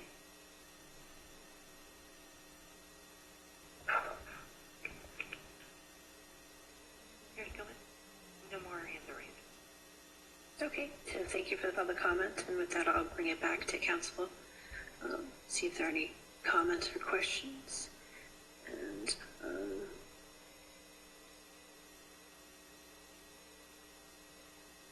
I'm not seeing any council. Oh, there we go. Councilmember Delasso, go ahead. Sorry, it took me a while to find that icon.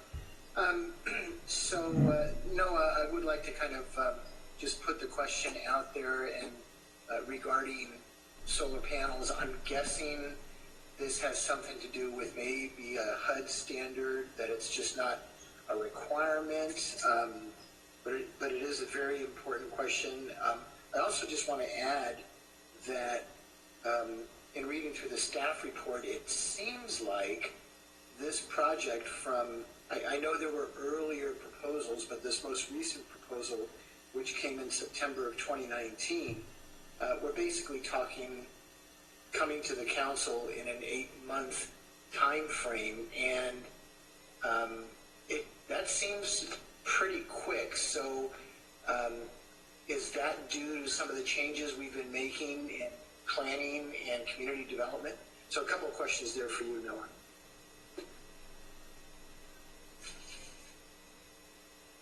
Thank you, Councilmember Delasso. I would say regarding to your second question, staff, this is the housing element of the city directs staff to prioritize affordable housing project review. And then also, the applicant team on this project was very professional, very prepared, and was very responsive. So it was kind of a joint effort on staff prioritizing this project and the review of it, and then also the applicant being very responsive and very motivated to move the project forward. Deb and also her whole team at LaFranchi and Associates are consummate professionals and, really kind of walk the talk, so to speak, with regards to trying to get some affordable housing built in this county. So that's kind of, you're seeing a combination of effort and professionalism getting a project to you in a relatively quick time frame. And then in the Cotati Municipal Code, the zoning code doesn't mandate solar panels or voltaic systems. The Tier 1 Cal Green standards that the council prioritized and directed staff to implement above and beyond the standard building code does mandate that all projects be pre-plumbed for the installation of electric vehicle charging and solar. And then because of the general plan policies that exist in the city of Cotati, staff, as well as the council, and I would actually give the council the credit, always push projects to prioritize photovoltaics in their development, both commercial and residential projects. All that being said, for 5 single-family homes that are going to meet the Cal Green Tier 1 standards, staff did not push installation of photovoltaics, given that in the big picture, we're trying to provide some ownership opportunities for folks of a deed restricted or restricted lower income level. So that was kind of some of the decision making that went into the discussion around those issues. No, and I appreciate that. And I do understand that inevitably raises the cost of the project more so from a purchase standpoint from the potential homeowners. But it is worth asking because I think we do try to push hard for that. So, all right, thank you for that. That's all I have for now, Mayor. Okay, I see Councilmember Harvey has your hand up as well, so go ahead, Councilmember Harvey.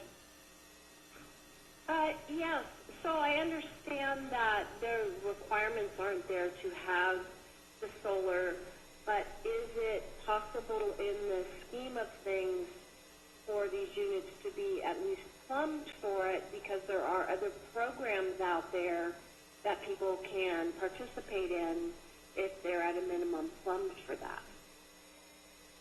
Yes, so, the homes will be plumbed for solar, per the Cal Green standards, yes. Okay, thank you.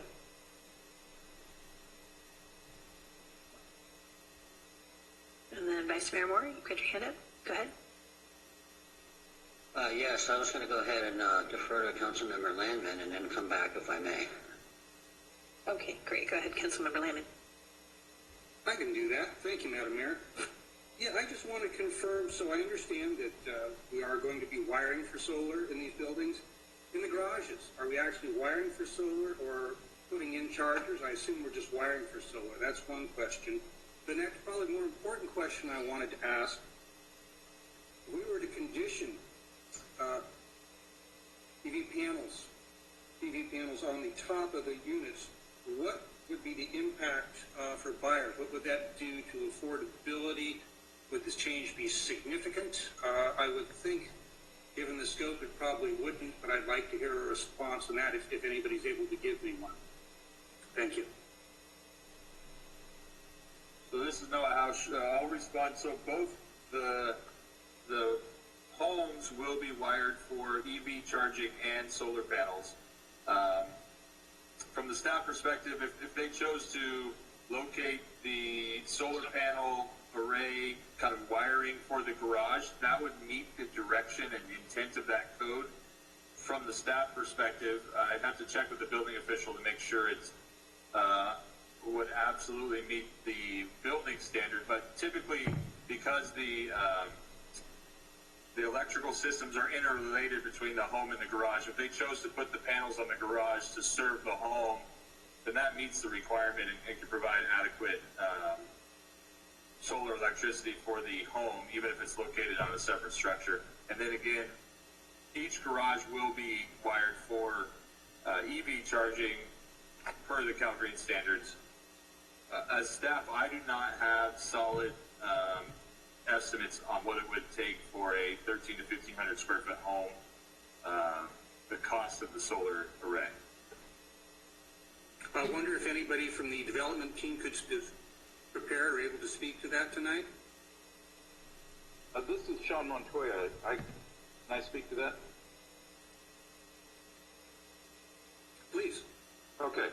So the California Energy Commission changed the regulations in 2019 to require solar, and I think that's what a lot of people are referring to.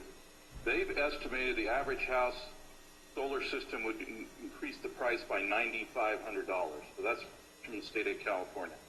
I don't know how you would, Sonoma County is probably as expensive, if not more expensive than the average in California, but that's what the CEC has listed. And sorry, this is Noah Hausch, and Sean, thank you for bringing that up. I completely forgot about that element of the code change. And so, Council, you may recall when we brought the 2019 building code before you, and you did elevate to Cal Green Tier 1, we also discussed the fact that all new residential development for single-family homes would be solar powered. And so, Mr. Montoya, can you speak to that? Because these permits will be pulled under the 2019 building code. Yeah, and honestly, I'm a little unclear, and maybe this is more to Mark, about the difference between HUD regulations, the California Energy Commission, and what the city of Cotati, but that's new for 2019. Also, just briefly speaking to the electric vehicle chargers, that has been a requirement for many years to prep for those. We don't normally install them because every car manufacturer is a little bit different. So, and that makes sense now too. Yeah, so we then definitely have to have a separate circuit for it because a lot of them take extra power. And then each individual can choose, sometimes when you buy the vehicle, it comes with a charger that's specific to that vehicle. Well, I'm just looking at that 9.5K, 9.5K we're talking about per unit.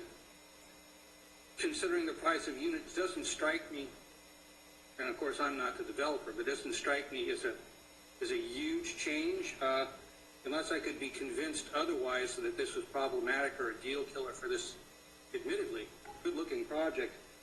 I would be much more comfortable agreeing with my colleague, Vice Mayor Moore, and conditioning solar panels on this. Well, if I could just chime in one more time, I think I had a conversation with Deb about this because I'm somewhat new to these type of projects, and I'd like her to maybe weigh in. She said the cost to the new homeowner, the $5,000 change will eliminate a large percentage of people from one income group to the next. So we've been really trying to keep the cost down as low as we can, but I'd like to defer to Deb to explain that, exactly what that means, $9,500 per unit, if you don't mind. Sure. The first thing I'll say that is sitting in very many meetings and talking about what something is going to cost, I'm sorry, this is Deb Getchus, is it rarely translates into what my pro forma looks like at the time that it has to happen. So, it's 9,500 is what I hear today. I think we would have to really figure that out. Having said that, though, we do have homeowners who have absolutely added solar to their homes, and we've worked with other nonprofits like Grid Alternatives, for example, and we have had homeowners add solar at zero cost depending on their income level and what type of grant availability Grid Alternatives, for example, has had. So sometimes it's for families at, at very low income, low or median, it just depends.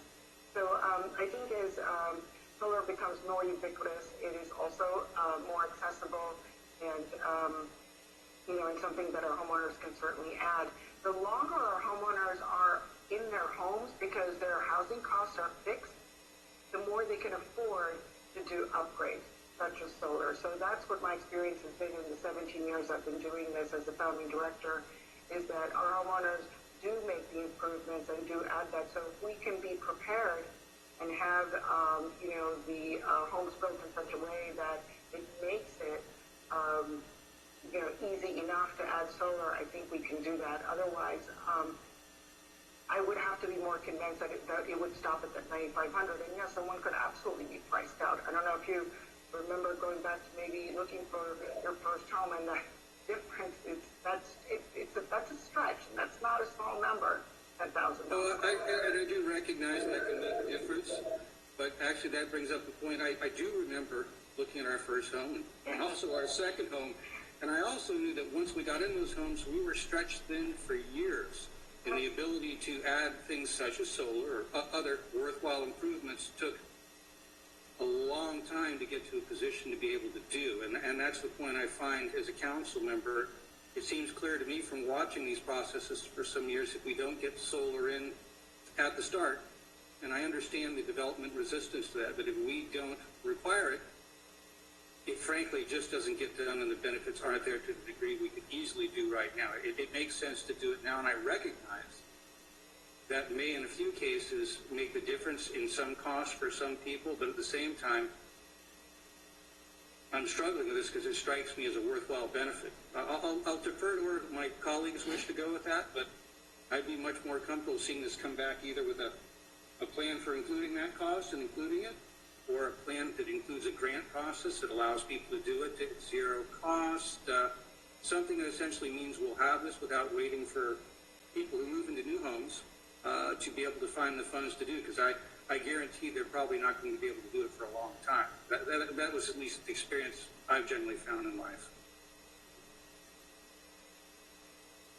And this is Mark again, and I appreciate all of this because it is something that's very important to a lot of people and a lot of communities.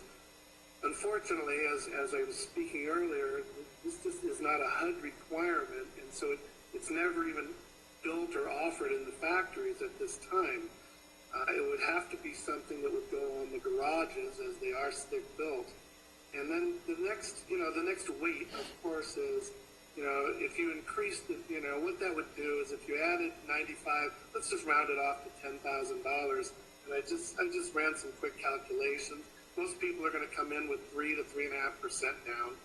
Fannie Mae does have a 3% down program that I know Deb is working on. And so that's going to take your mortgage up about $60 a month. And I don't know Cotati's electric cost, but on a 13 or we have 11 to 1,500 square foot homes, I don't know if $50 would be the same on your electric bill or in your house payment. I just know that the more that we add into it, the more it becomes less affordable, and that's really been that's been the big push from the very beginning. And so if somebody can speak to the typical electric costs, and do they exceed $60 a month for electric only? That would be something to look at before you go marching into adding it. If it's already pre-wired and pre-plumbed, then there might be some grants available to help do that. You just want to make sure that the homeowners aren't ridden with trying to qualify for another $50 or $60 a month. Yeah, granted, and my last comment, because I had more than enough time to speak on this issue, my experience with electrical costs from watching what's going on at the CPUC through Sonoma Clean Power, they continue to go up. This year, people will probably be noticing if we didn't have so many other things occupying our attention, they've gone up alarmingly, and this will be going for the next few years. So we may be talking something that's roughly a push here. This is Dev. May I have a chance to respond? Yeah, sure. Go ahead. And then we'll, Thank you. So one of the highest and largest costs that we're struggling with is that we've got impact fees, school fees, permits, and so on, and the total for all of those fees, just the impact fees, are about over $55,000. So we're looking at about $60,000 that we need to add to the cost of the homes, and so maybe we can have a conversation, and maybe we can come to some agreement where there is some relief on the parts of the fees where those funds have already been sort of allocated, and we're looking at that as what the homeowners will have to carry, and perhaps we can have some of that be assigned to solar, and we put those on for the homeowners as they come on. That part of the funding that would go toward the 60,000 or so fees would be redirected. That's as a percentage. Would that be something that you would be interested in exploring with us?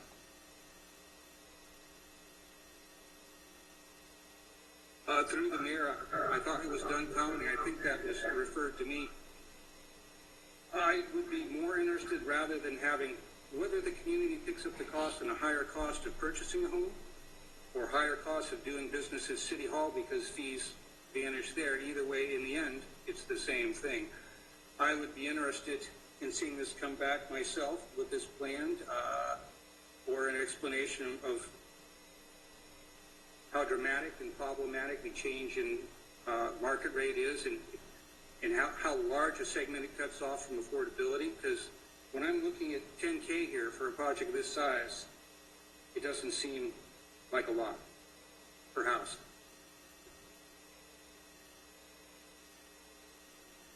Mayor, if I, this is Damien, if I may just chime in for a second. Sure, go ahead. Perhaps, I believe there's some additional agreements that would need to follow any action tonight, the actual, housing approval tonight. And, Noah, you can let me know if I'm off on that, but I believe there's some additional agreements that we have to enter into to sort of tie it all up with a bow. And we can have that as a follow-on action item to work with Deb and the Housing Land Trust team to discuss the solar issue and try to come to some arrangement on that, and then just bring that package of stuff, package of agreements back to the future meeting. Yeah, Damien, that is correct. Additional agreements will have to come back to council for approval. And I just want to add, it's my understanding all new homes in California are required to install solar panels. So this may be a kind of a moot discussion. It's just unfortunate I don't have access to my building official to confirm that. But if the council chooses to act tonight, they could condition that issue be brought back before them for action if that is not the case. And I am almost certain that is, but my hesitancy is the fact that there's the federal government, the state government, and our local regulations all interplaying here, and I do not have the certainty to tell you unequivocally that they will be required for the building code. But I am pretty sure that it will be a requirement, given that it's a new home in California under the 2019 code.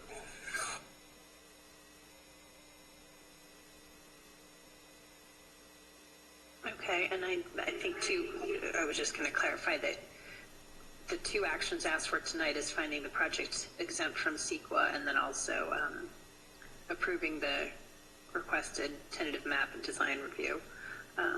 So if a motion is considered tonight, we could always, like Noah was suggesting, condition it on bringing it back, since it's going to come back anyway before us on other issues. So I see Vice Mayor Moore, you have your hand up, so go ahead, Vice Mayor Moore. Thank you, Madam Mayor. I would be very much in support of this particular tentative map approval with the conditioning of the solar panels on the homes.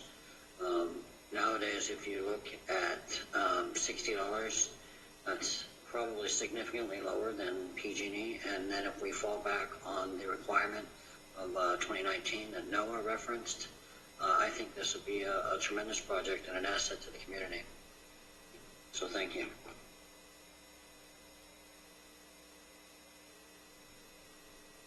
Okay, and I'm not seeing any more hands up for council, so I don't know if anybody's ready for a motion at this point.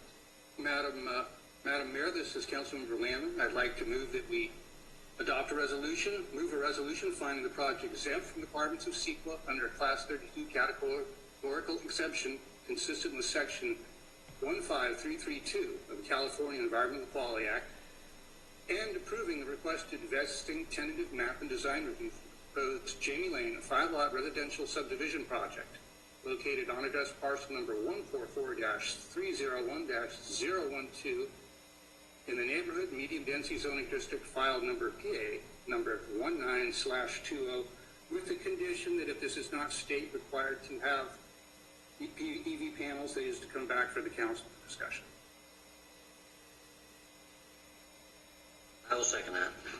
Councilmember Moore. Vice Mayor Moore. Okay, so we have a motion and a second. I see Councilmember Harvey, you have your hand up. Did you have a question before we go forward with the motion? I was going to second the motion. I raised my hand to do that, but it's okay. Got it. It's all right.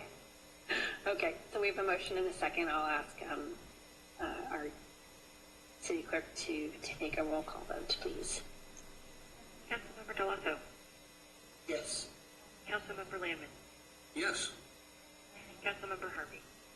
Yes. Vice Mayor Moore. Yes. Mayor Skillman. Yes. Okay, so that's a 5-0 vote in favor. So thank you so much, everybody, for your time this evening. And we look forward to hearing back on the issues that were raised. With that, we'll move on to our regular agenda items. We've got item 11A. And for that, I'm turning over to Craig Scott, I believe. Yes, Mayor, members of the council, Craig Scott, Public Works Director, City Engineer. Suzanne Smith, the Executive Director of SCTA, Sonoma County Transportation Authority, is here tonight to present the proposed Go Sonoma Act, which is a sales tax ordinance and expenditure plan for the November 2020 ballot. The Go Sonoma Act addresses the void in transportation projects funding provided by Measure A, a quarter-cent sales tax, which is set to expire in 2025. I think with that, I'll have Suzanne take it from here.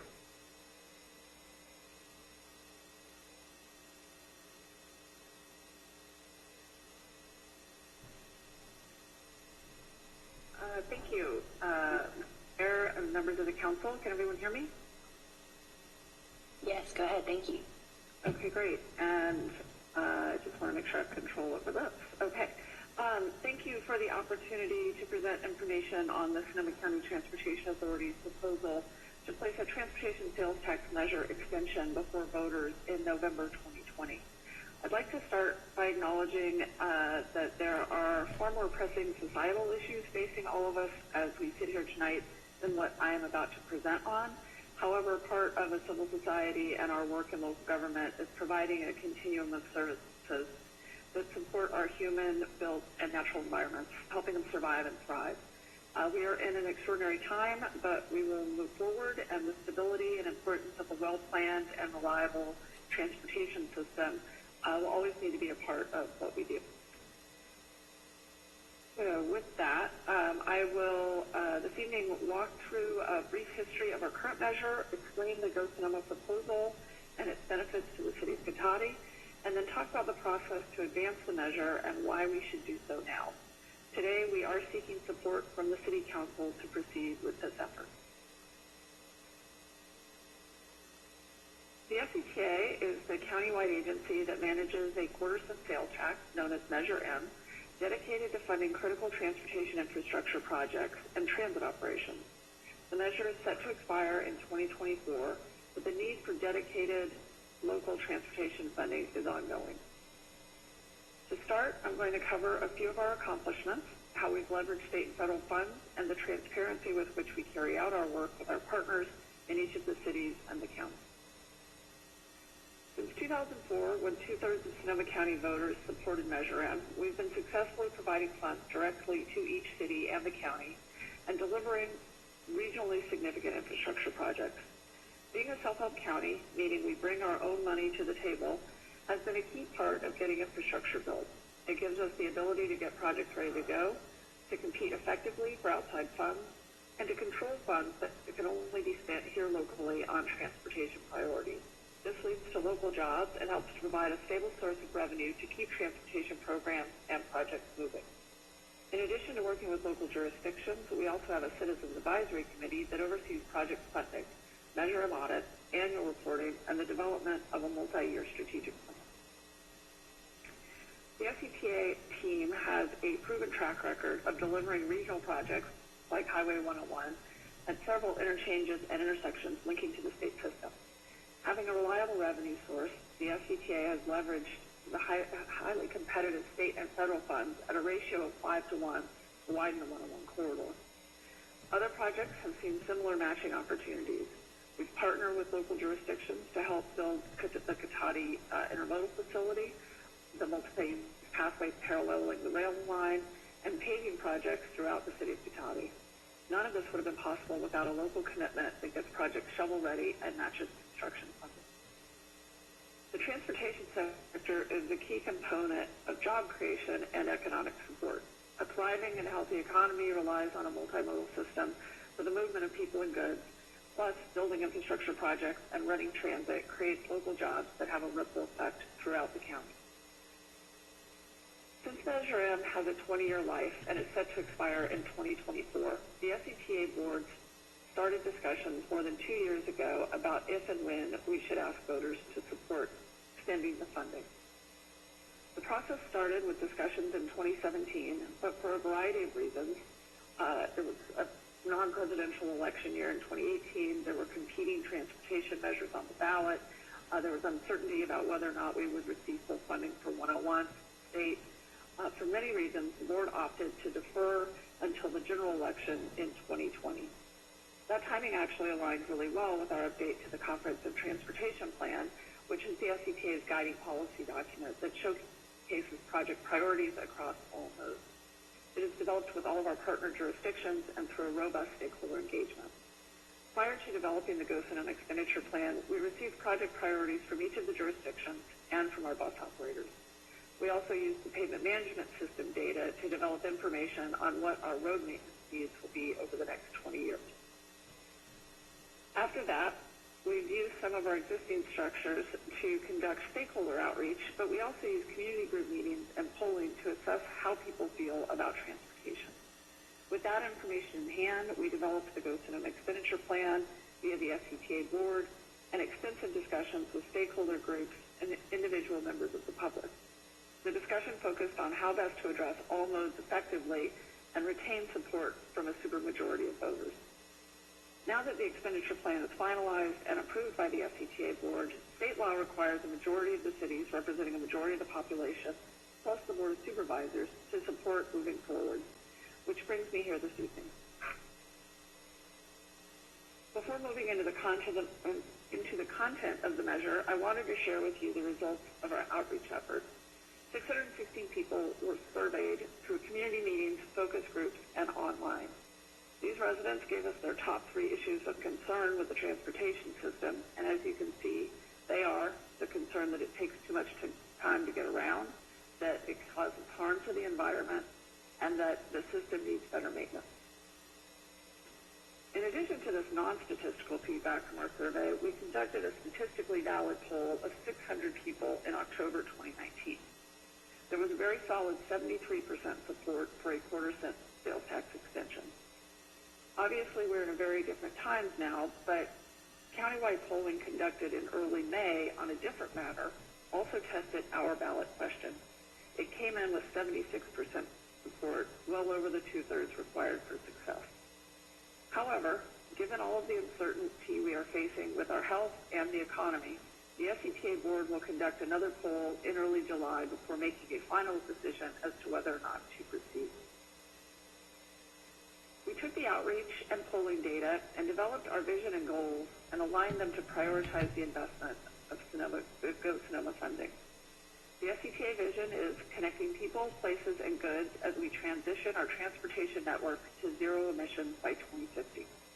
Our guiding principles are to improve safety, equity, and quality of life.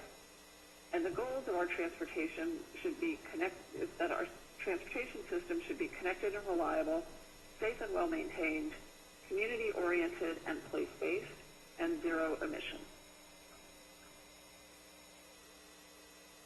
Following all of this groundwork, the SCTA developed the ballot question and the expenditure plan.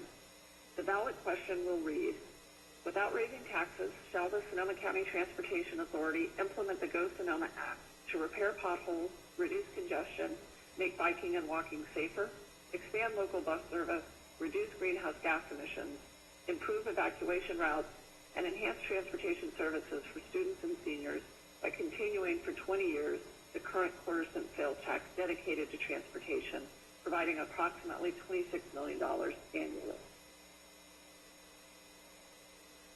The expenditure plan is based on 4 program categories, 2 of which are formula-driven, the smooth and maintained roads category and increased bus service, and 2 of which are competitive, move traffic and improve safety category and build bikeways and pathways. I will run through the 4 program categories and talk a bit about how Cotati will benefit from Go Sonoma. Smooth and maintained roads is the category that really mirrors the program that we currently have under Measure M that directly contributes funds to each jurisdiction for local road maintenance and pothole repair. Under Go Sonoma, this funding will double from what we have now and provide about $10 million annually to fix local roads. We use a population and road mile funding formula, and as you can see, Cotati roads will benefit significantly with over $125,000 annually in reliable funding. The next category is move traffic and improve safety. This program commits 27% of the measure funds to infrastructure projects and is a competitive program. The expenditure plan calls out specific criteria for these infrastructure projects, and the projects will be evaluated by such things as impact to air quality, connectivity, cost effectiveness, local support, safety and public health, and traffic flow. All projects will be further assessed based on how they can reduce greenhouse gas emissions, how quickly they can be built and the ability to create jobs, and how they address geographic equity. All projects will require environmental review, engineering, and matching funds before construction can begin. Projects will also be required to spend 5% on non-auto elements to support all users of the roadway. Each jurisdiction has provided the SCTA with priority projects that serve as examples of the types of projects that will be funded from the move traffic and improve safety category. The list for Cotati includes several corridor improvement projects like Highway 116 improvements, the La Plaza reunification, and interchange ramp improvements. Funding for the Go Sonoma Act for local transit improvements will go to expanding and enhancing local bus operations to provide a more reliable service that works for more people. Go Sonoma more than doubles the local funding commitment to bus service with 23% of the measure guaranteed for transit. Go Sonoma will fund a community benefit program to provide fare-free rides for groups like students and seniors. This will address an immediate need, plus it can be used to match regional and state programs that will grow the fare-free opportunities. This is a formula-based program that is dedicated to our county's 3 bus operators, Sonoma County Transit, Santa Rosa City Bus, and Petaluma Transit.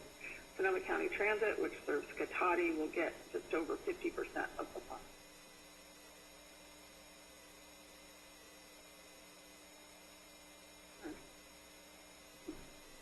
I can't go backwards, apparently.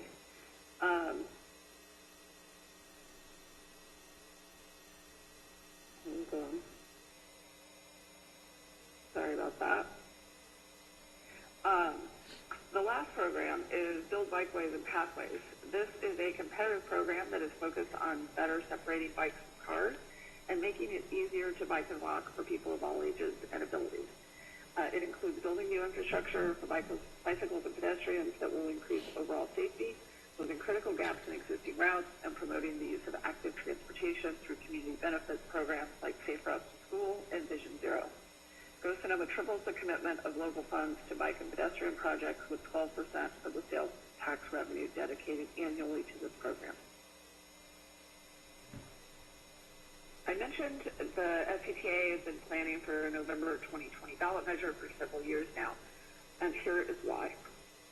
The biggest reason is that we have a lot of work to do, and our current sales tax is nearly spent out with the funds committed to projects. By extending the local tax now, we can get new projects of all types ready to go now. This will not only provide benefits to people traveling in Sonoma County, but it will provide jobs to help with economic recovery. There are also a variety of other good reasons why we're looking at putting the measure on in 2020. We have a proven track record, and we need to continue that work that allows people to move efficiently and safely throughout the county. Having continuity of funding matters when it takes years to build projects and plan for transit. We need to keep our self-help county status. It enables us to compete for state and federal funds. We don't want to lose that leveraging opportunity. We need to support all modes and have more local funds available to do things like help our bus systems recover from the impact of the pandemic, grow their service, or explore new opportunities that get people out of their cars, reduce GHG emissions, and curtail vehicle miles traveled. So these local funds are imperative as we strive to reduce GHG emissions from the transportation sector. In addition, there are not likely to be as many ballot measures in 2020 as we would have anticipated pre-pandemic. 2 regional measures related to housing and transportation have been postponed. Several statewide initiatives have been shelved. While there are some jurisdictions that are considering citywide general tax measures, there are no other countywide special taxes planned at this time. If we wait, the ballots in 2022 and 2024 are likely to be very crowded.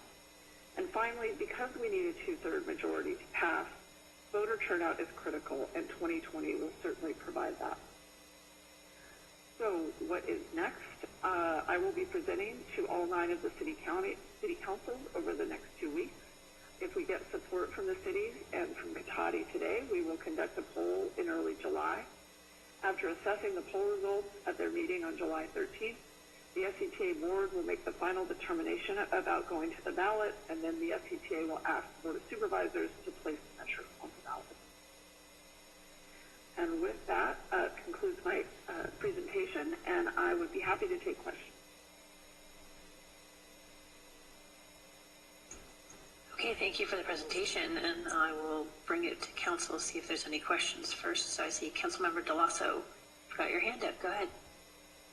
Thank you very much, Mayor. Suzanne, thank you for all that information.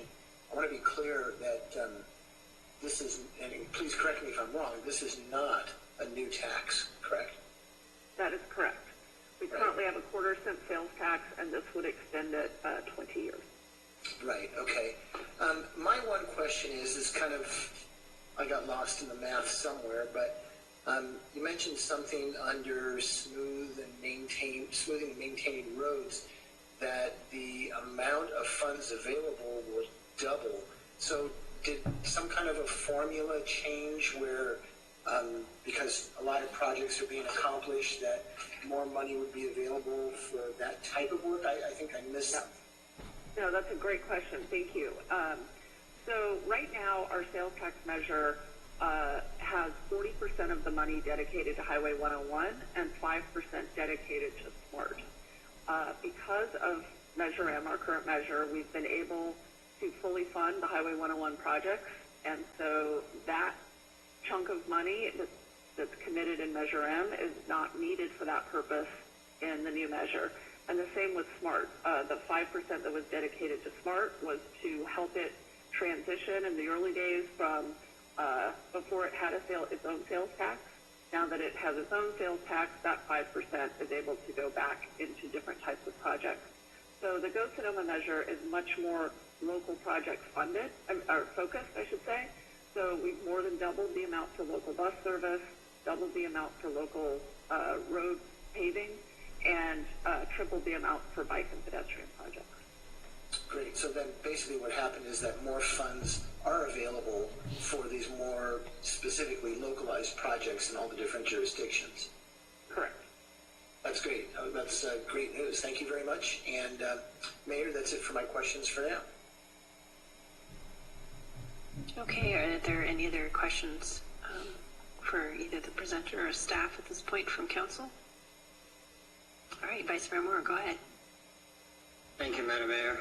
Suzanne, thank you very much for that presentation. I had a question kind of following up to John's question. If this thing were to be placed on the ballot and it passed, and down the road, is there anything there that would preclude the various percentages going to the particular projects? The way the measure is structured is the percentages would have to stay in place unless changed by voters. So for the 20-year life of the measure, the funding split between the 4 program categories I mentioned would stay in place. The formula for the paving program, for example, we update that every year because it's based on population and road miles.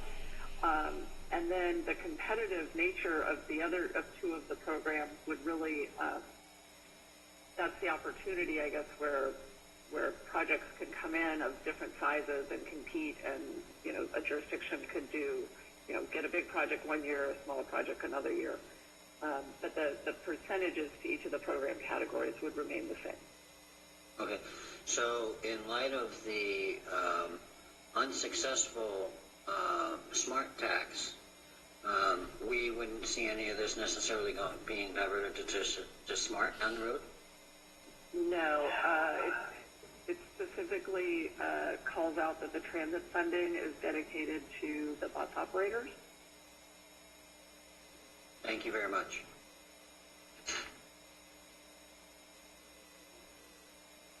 Okay, so if there are any further questions from council, I'll also note that there were several emails that we received in support as well. So with that, I will open it up to public comment and ask our city clerk for her assistance. Thank you, Mayor Skillman. The caller with the last 4 digits of 6632, please go ahead. Yes, this is Steve Earldow, and I have worked for some time to get better transit, better bike safety, and so forth, and to complete the Smart Trail. I noticed that one of the projects that is in this is that it's been used in the sample of projects is to put money into completing the Smart Pathway.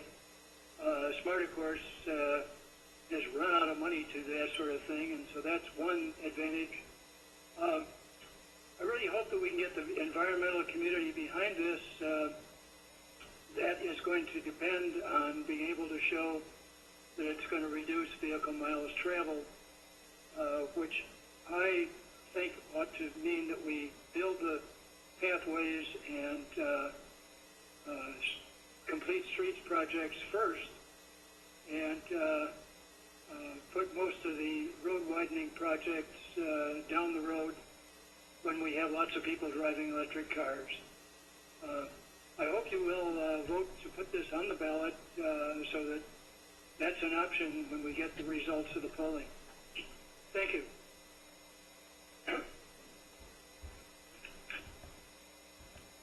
Neil Hancock, go ahead. Yes, hello, Neil Hancock. Yes, I'd like to support this project. We need to be able to provide the leverage with the tax dollars. And as Steve Elborough said beforehand on the phone, that being able to provide more safety on roads, but hopefully on some of the projects, particularly Highway 116, I've identified and made visible, I hope time and again, So yes, I would support this and support the council putting on the budget. On the next tax or the next voting. So thank you very much. Yes. Gary Sweeper, go ahead. Hi, council members. Thank you. I'm the executive director of the Sonoma County Bicycle Coalition, and I also serve on the Citizens Advisory Committee of SCTA. So I have spent countless hours in meetings working with a broad swath of community groups to come up with a spending plan that met the divergent needs of environmentalist business groups and other community organizations. And I'm very happy with the resulting product and very much support it. Across our state, overall traffic fatalities have been going down, but bicycle and pedestrian fatalities have been going up dramatically, with 2 bike fatalities here in Sonoma County just in the last 2 weeks, and then another collision just last night here over here in Runner Park. So compared to the previous Measure M, this measure tripled funding for specific bicycle and pedestrian infrastructure, which will improve safety and encourage more folks to ride. Hopefully all the people who started riding during shelter in place will keep riding. But also the segment that deals with improving roads also requires bike lanes, pedestrian crossings, and other things in there. So there is a lot to help get people out of their cars and on their bikes. I know that there are some of the environmental groups that actually are not fully on board with this, but they think it doesn't go far enough. Some of our concern was that if we changed that balance to much less for roads and much more for other things, that it would not pass scrutiny of the voters, that enough people would want to see enough money for fixing the potholes, as do I, and as does the Bicycle Coalition. It's no news that we have some of the worst roads in the Bay Area, and whether you are on a bike, in a car, an electric car, or on a bus, you are on that road. There's a lawsuit against the county right now by a cyclist with a brain injury after hitting a pothole that was unfixed despite having been reported. So we all want those roads fixed. But again, as many people have said, the most important thing is we need to keep our status as a self-help county, to leverage state and federal funding. If we lost this funding source, it would so impair our ability to compete for funding for all kinds of transportation projects. And bicycle funding is, there's so many more people applying for it than the dollars are out there. So I urge you to vote yes to put this on the November ballot so that we can improve our bike and pedestrian infrastructure and fix our roads. Thanks.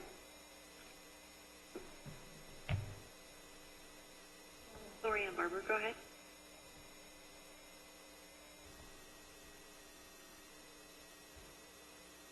Okay, can you hear me? Yeah. Okay, good. I also want to speak out in support of the council voting to, yes to put this on to the ballot. Repeating a few things other people have said. I am a multimodal transportation person. I drive, so I do appreciate smooth roads, but I also bike and maybe appreciate them even more when I'm on my bicycle. I'm very concerned about bicycle safety, so I appreciate the additional funds that could come from this to provide more safety for bicyclists and pedestrians. I'm also very supportive of the fact that it prioritizes greenhouse gas reductions. I'm quite interested to see what happens, so many people staying at home and getting on bikes, but I've noticed, although I'm mostly staying at home, I've noticed more cars and people getting back in their cars and, with concerns about public transit and its safety. I think it's really important to keep focused, to try to work towards having people not be in cars and making public transit safe, making roads safe for pedestrians and bicyclists. I'd also like to, I don't think would be part of this measure, I don't know, but some kind of funding to help people buy electric bikes, because people can more easily replace their car with an electric bike in, anywhere but in this county. So just a thought about that. And so in general, just supportive of putting this, agreeing to put this measure onto the ballot in 2020. Thank you.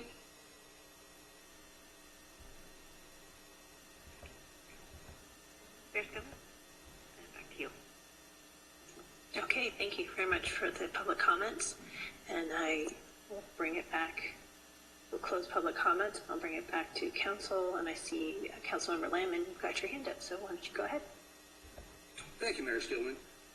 Yeah, I wanted to take a few minutes just to recap this. As the outgoing chair of SETR CPA, we've been involved working on this for some years now, Frank. And I'd like to thank Executive Director Smith for being here tonight in her ongoing roadshow of presenting this and covering everything very well. But I would like to take a few minutes just to hit a few key points again because they're important. So forgive me if I do repeat anything you might have heard. First of all, I think the most important thing to point out is this is not an increase or new cost. It is a simple continuation of the current Measure M funding program. And the successful completion of Measure M's Highway 101 expansion project that we've all watched for years now allows us to go in some kind of exciting new directions. It allows us to reinvest that funding that went into the freeway forever. Now we can actually almost double our funding for local roads. We can do a little more than doubling our funding for local bus service, and that translates to increased bus frequencies and hours, some fare fee programs for seniors and students, and that allows us to triple dollars for local bikeways and pedestrian routes, and again, without increasing what we're currently paying. And I think it should be mentioned that we have worked extensively for months with every stakeholder under the sun, from our friends in the environmental community to our friends in the business community and everybody in between. And that's been a good process because we've arrived at what I believe is a very good and very equitable distribution of benefits for everybody in all our communities. And it's allowed us to arrive at what I believe is the biggest environmental increase for transportation projects we've ever seen in this county. Now, to be fair, I will point out, as your representative, the only concern I could see for our council is the small potential cost if this was not to pass at the ballot. Because if it doesn't pass at the ballot, the cities would, as mentioned in the staff report, could be stuck for their portion of the cost. And this would look like around $10K roughly for Cotati. Not something I'd want to throw away, that's for sure. But on the other hand, I'd ask you to balance that against the $60K we've received annually for years now from Go-Sonoma's predecessor, Measure M, and measure that also, more importantly, against the estimated $125,000 in change we'd receive annually from Go-Sonoma.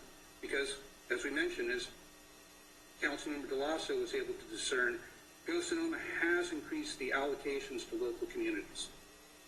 And it's been mentioned before, but without Go-Sonoma, we wouldn't be a self-help county. Self-help means, for anybody who hasn't heard about it, is that we have the dollars, some dollars to put in and put up for projects. That is what brings in the federal and state grant dollars. And without that, without being able to be self-help, the likelihood of getting our share of tax dollars, even though we've paid taxes for it, drops alarmingly. So I think that's important.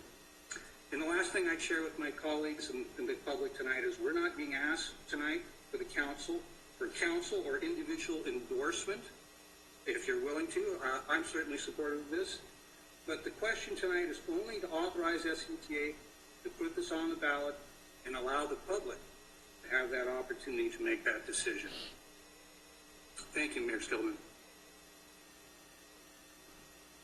Okay, thank you. And I see Councilmember Harvey also has your hand up. So go ahead, Councilmember Harvey. Thank you. Yes, I think thank you for that input, Mark. I appreciate that. And I think the only other thing that was, it kind of got skipped over in the presentation, but it was there.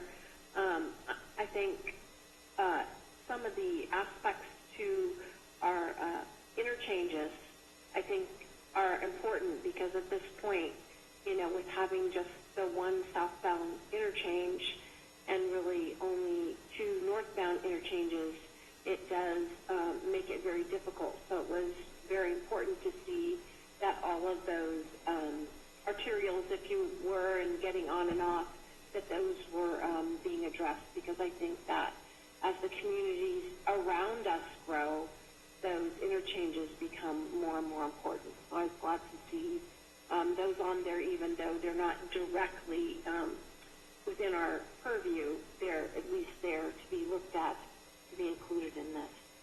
And so if there are not any other comments, I'd be happy to make a motion, Mayor. I do not see any other hands up, so feel free. Okay, with that, I would like to adopt a motion approving the Go Sonoma Act expenditure plan of the Sonoma County Transportation Authority as required by the Public Utilities Code, Section 180206B, to place the measure on the November 2020 ballot. And this is Councilmember Lamb. I'd be happy to second that. Okay, we have a motion and a second. I'll ask our city clerk to take a roll call vote, please. Councilmember Deloso. Absolutely. Councilmember Landon. Yes. Councilmember Harvey. Yes. Vice Mayor Moore. With crossed fingers, yes. Mayor Skillman. Yes. Okay, so that's a 5-0 vote in favor. Thank you for that. And we will move on to item 11B, award of the construction contract for William and Olive Street Sewer Replacement Project. And I will turn it over. Oh, I'm missing my notes. Who's taking over at this point? Mayor, members of the council, this is Craig Scott. I'll be handling this item tonight. Great, thank you, Mr. Scott. Go ahead. Okay, so as you mentioned, this is for the award of the William Street, Olive Street Sewer Replacement Project. The city has a water master plan, or wastewater master plan and a water master plan.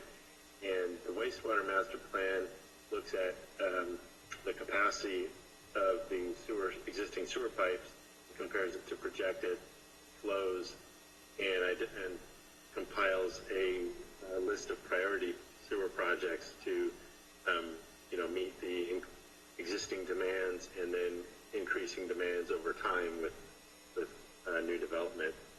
So last summer, staff brought forward and the council approved a 5-year capital improvement program, which included projects for paving.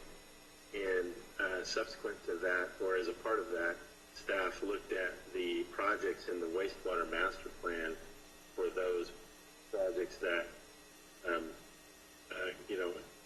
coincide with the paving projects.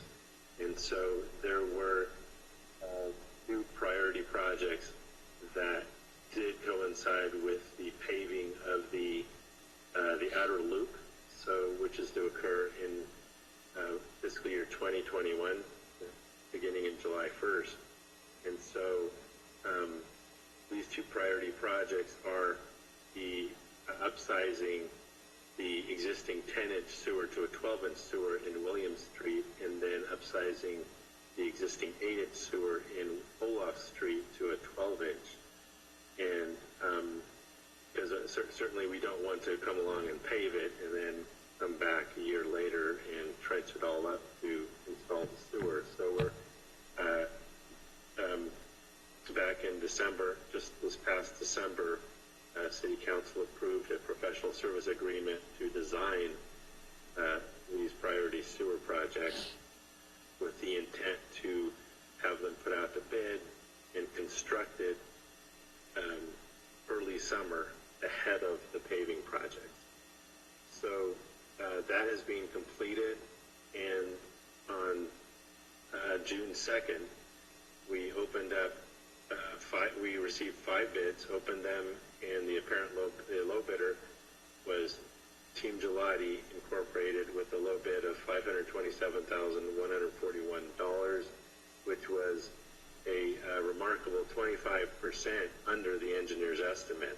That's $175,000 below the engineer's estimate, which is a very positive outcome for these bids.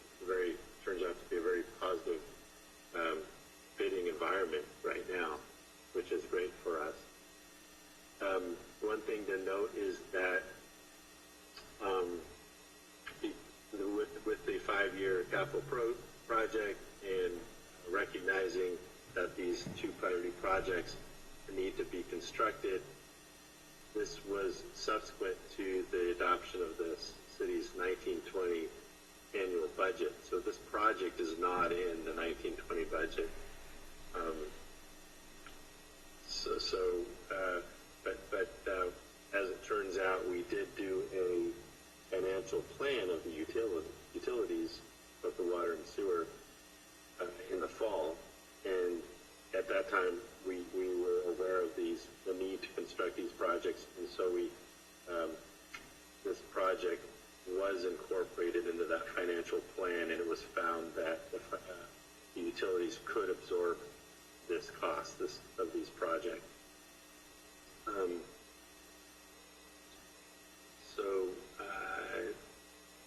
The funding is to come from a $400,000 transferred over from the Sewer Capital Fund 405. There's unappropriated fund balance in there. That fund is provided by connection fees. There is a component of these two replacement pipelines that serve future development, so that is entirely appropriate.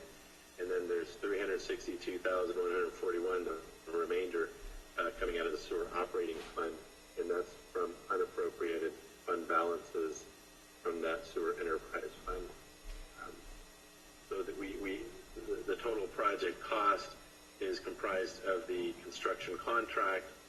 There's additional costs needed to deliver a project, and that includes the design and construction management, which was the professional service agreement approved back in December with Relgi and Race for $135,000. Roughly half of that is spent to date, having completed the design, and then at a 15% contingency, which turns out to be $100,000.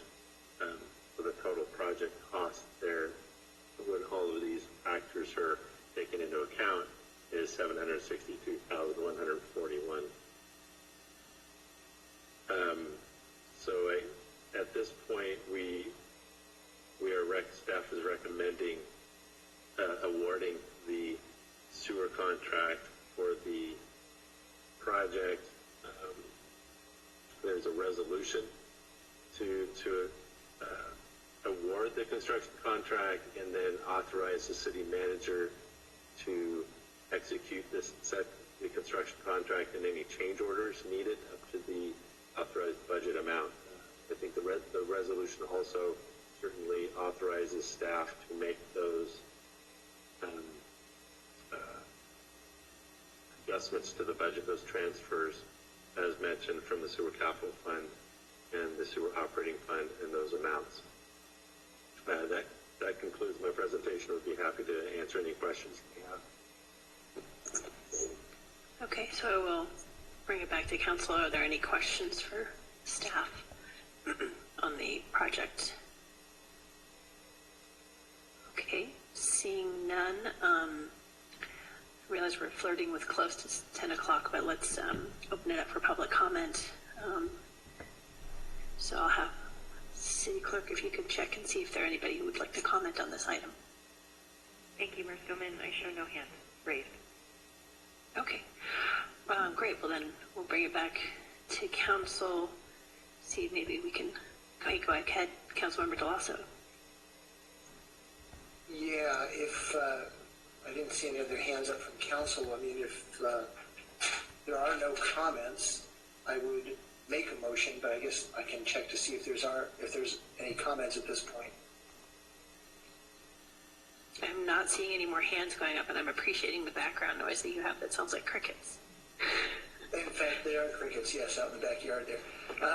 With that, then, I move to adopt a resolution awarding the construction contract for the William Street and Olaf Street sewer replacement project to Team Gelati Incorporated, and authorize the city manager to execute said contract and any needed change orders and amendments to the construction management agreement up to the approved project budget amount. And this is Susan. I'll second that motion. Okay, we have a motion and a second. I'll ask the city clerk to take a roll call vote. Councilmember Deloso. Yes. Councilmember Landman. Yes.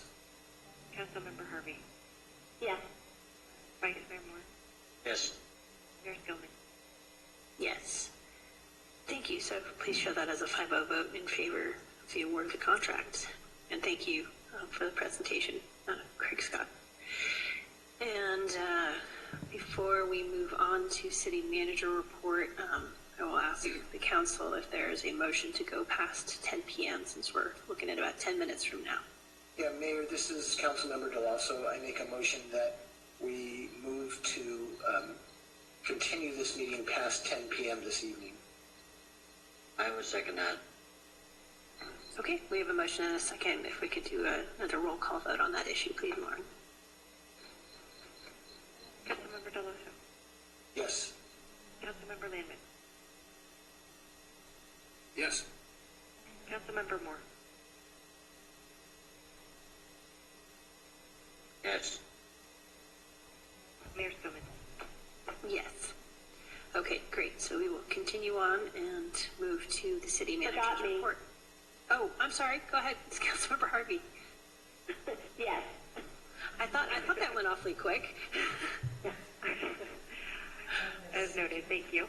That's where you threw me off, Lauren. Okay, well now we'll show it as a 5-0 vote. Apologies. Okay, so with that we'll move on to city manager's report. So I'll turn it over to city manager Damian Obid. Thank you. Thank you, Mayor, members of the council. So I thought I'd have to rush this in 10 minutes, but it sounds like I have plenty of time now. So I'll start off with just the online bill payments. I wanted just to let everyone know that, you're aware that we do online payments already for a variety of things, but we've recently added payments by phone also. So we do alarm permits, dog licenses, as well as donations to the K9 Fund, Revenue Fund, to support the training and care of Remo, our police canine.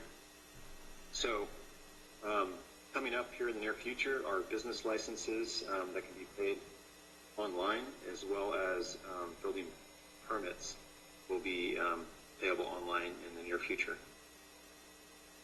And the phone system, of course, for payments, in addition to the web-based payments, which we already had have been operational for a while now. We had it for water and sewer utilities for many years, but we recently added these other non-utility payment methods online, and then the phone service is just now simply it's been turned on, and you can access it by dialing 833-282-0825, and it's an automated process that walks you through the steps if you don't have a computer or don't want to use a computer to pay your bills.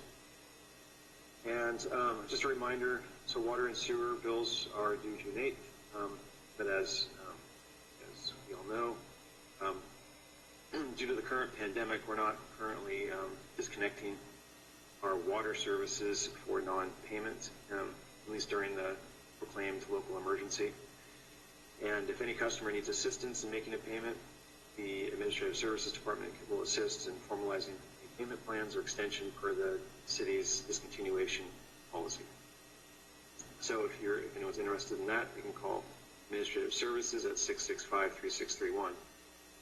On the police side of things, our traffic officer, Officer Renke, is finishing up motor school and will graduate this Friday. It's an 80-hour course sponsored by Alameda County Sheriff's Department, so you probably haven't seen the motorcycle around for a bit. It will be deployed here in the very near future, so look for that. For construction, the Folletti Ranch buildings are coming along quickly. We expect construction to be complete July 20th. The roof is on the water tower, and the siding was going on today. Started the day before a little bit. The water tower will have an ADA accessible restroom, first floor, and office on the second floor, and storage on the third. There will be a utility closet on the first floor and also an outdoor sink. So when community groups or children are in there interacting with animals or whatever the activity might be, they have outdoor sinks to wash their hands. Come and go clean. A new deck was installed in the main house, as well as indoor improvements, including removal of interior wall, new electrical, insulation, new windows, and water heater. improvements that will be coming soon include a widened driveway entrance off of West Sierra and reconfiguring some of the internal fencing to make more usable spaces for animals and a garden area. On the wayfinding project, this is moving along on schedule. So signs are being fabricated with delivery slated for June 25th, and the bollards, this is for the trail, T-trail, to be on site right after the 4th of July weekend. Installations of all these signs are expected on July 6th along the Creek Trail, and work's expected to be substantially complete by July 21st. And this phase of the project, in case anyone isn't familiar, is essentially all of the signage except for the larger structural signs that you may recall in the parks and downtown, and that's part of phase 2, which is as we talked about in the budget workshops proposed for next fiscal year. The PG&E permit for work in front of La Plaza Park has been issued. Work's expected to begin there the first week of July and extend into mid to late August. We'll be seeing some traffic interruptions when they're in the roadway for part of that project on Overwood Highway. And then the city's water quality report has been completed and is being sent to all customers this month.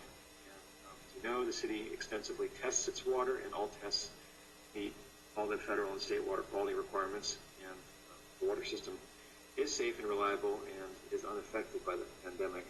There's some discussion about that. The pandemic has no impact on safety or quality. On community development, the economic development ordinance the council passed is now gone into effect, so it's officially in effect now. And all with regard to the latest health order, just in the prior health order, we could do outdoor construction activities, we could issue permits for those sorts of things, but indoor construction in buildings that were occupied, like homes that are occupied or businesses that are occupied, were still being held, but the latest health order allows our building department to issue all those permits. And we continue to do that while City Hall is closed to walk-in traffic, so we've just provided other mechanisms to keep business working that is available under the health order.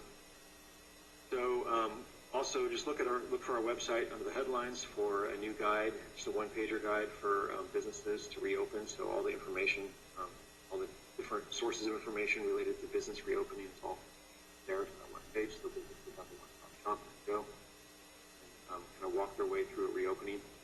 And the applications for the expanded use of sidewalks and right-of-way that the council approved is on the website as well, and so it's also available for people to apply if that's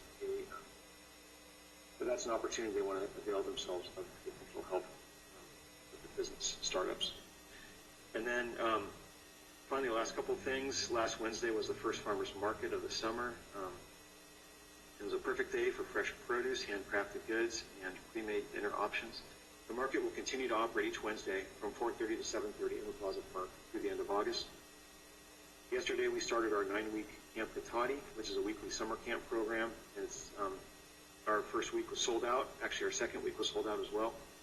We have 12 campers, which is the maximum allowed under the health order.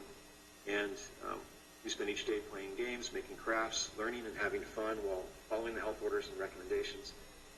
And we do have space available for not this week or next week, but future weeks throughout the summer. Parents do that. And next week we are starting up our North Bay Theatrics Theater Camp. So for Theater Camp, children spend the week working on, we'll be spending the week working on a Disney mashup performance. And you can look at the city's Facebook page and see that there. At the end of the week, the camp will perform in the Cotati room to a virtual crowd via Zoom. The following week, we'll be hosting an improv camp, and the week June 29th will be Hamilton Junior Camp. And then we're also in the final stages of planning our gymnastic camp and junior farmster camps taking place later in the summer. So you can sign up for all these camps on our city website. And then also starting last week, Redwood Empire Food Bank's summer lunch program is at the Ray Miller Community Center behind City Hall. So each weekday throughout the summer, anyone age 18 or under can come and pick up and grab a lunch to go from the hours of noon to 12:30. There's no paperwork or RSVP required, and it's a a drive-through kind of low-touch method of doing it. Last year we used to do it in the Plaza Park. This year we've altered it, obviously, for the make it safe for people to pick up their lunches. And then if you have any questions about any of this or any events, please contact Ashley at 665-4222 or awilson@cotati.org. And also, of course, the city website, Facebook, and Instagram. Information about all the rec programs, but all these other programs as well. So with that, I'd be happy to answer any questions. And look at that, you still did it before 10 o'clock. All right, I see Councilmember Harvey, you have your hand up. Go ahead, Councilmember Harvey. Hey, Damien, I probably missed it in, there's so much stuff on the COVID thing, but any outlook, because I've had a couple people ask me about gyms, when those might open? Yeah, so like fitness centers, gyms, dance studios, all those are kind of lumped together generally, and the state just this last week issued guidance on those types of businesses. So what that means then is that it's up to the counties individually to decide when they think that the health data warrants moving, opening those businesses. And that's all I've heard so far is that the current order, which currently does not allow those indoor type recreation activities. The last I heard was that the health officer is going to keep the current order in place and then revisit it potentially on June, I think it was 22nd. So it looks like we're in the current order for at least another week and a half or so. Okay, thank you. Yeah.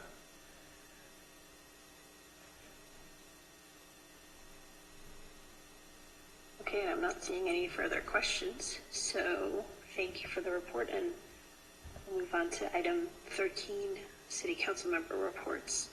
Since you were skipped before, why don't you go first, Councilmember Harvey? Well, geez, lo and behold, this week I don't have anything. Actually, I have a meeting tomorrow and I have 3 on Thursday, so you can catch me next time.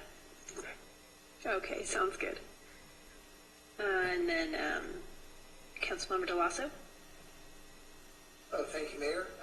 Yeah, just a couple. We had our Sonoma County Ag and Open Space meeting. We had not had one since late February. Part of the reason is 4 of the Ag and Open Space FTE staff are dedicated entirely to disaster work as county employees.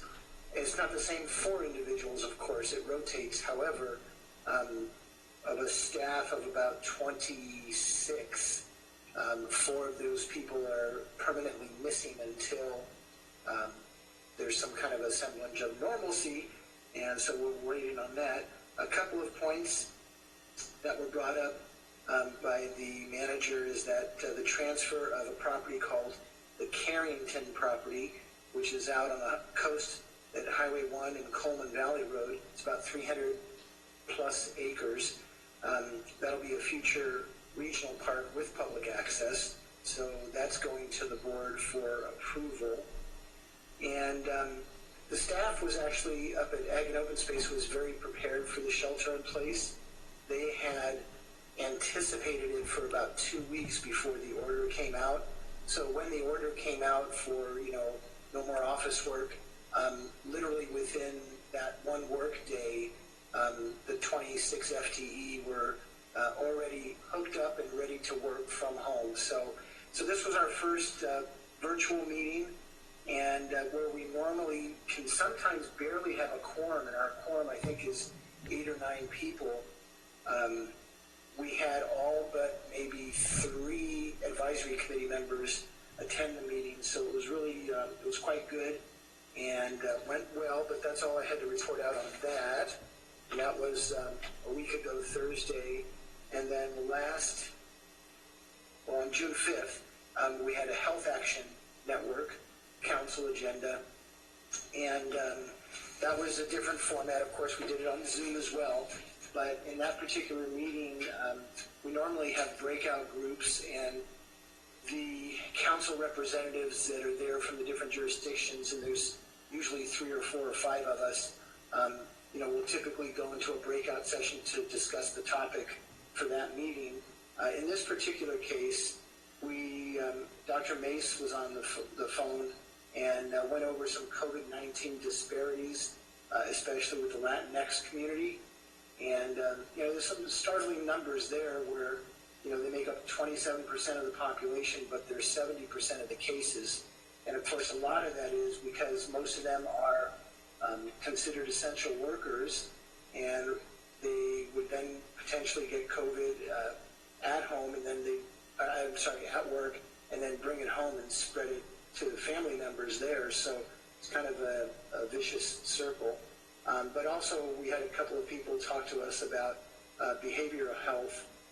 There's a potential ballot measure, speaking of ballot measures, that may be going on.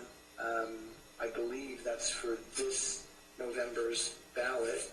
And the last item I have is kind of indirectly related, but I did receive an email request from the food services coordinator at Cotati Rohnert Park Unified School District, a woman named Susie King.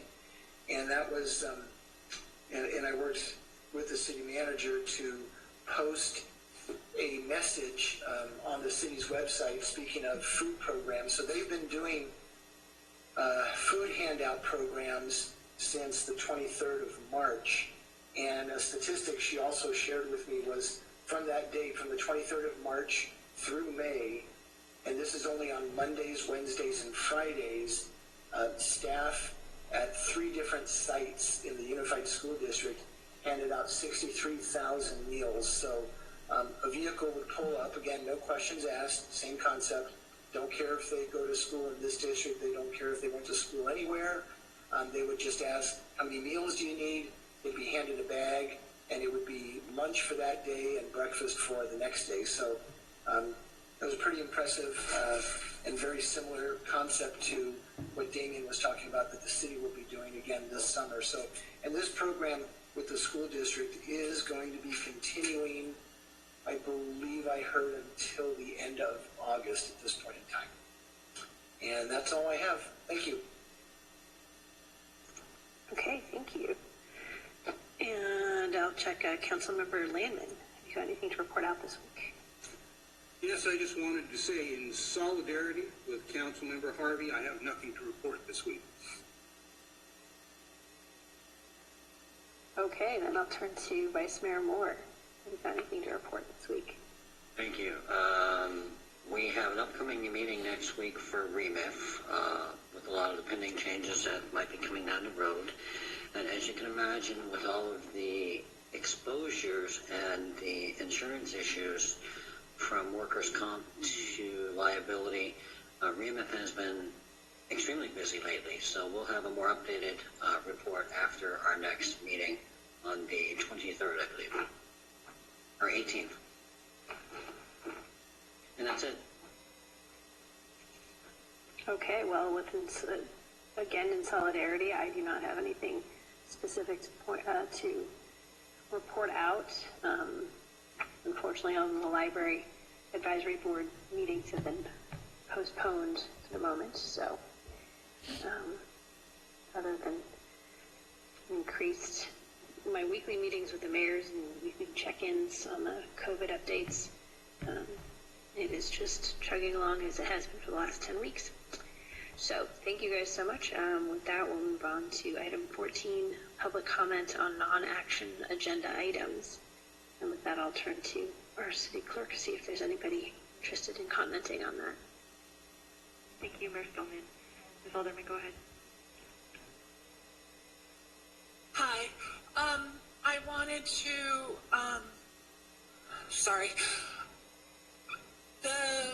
for one thing,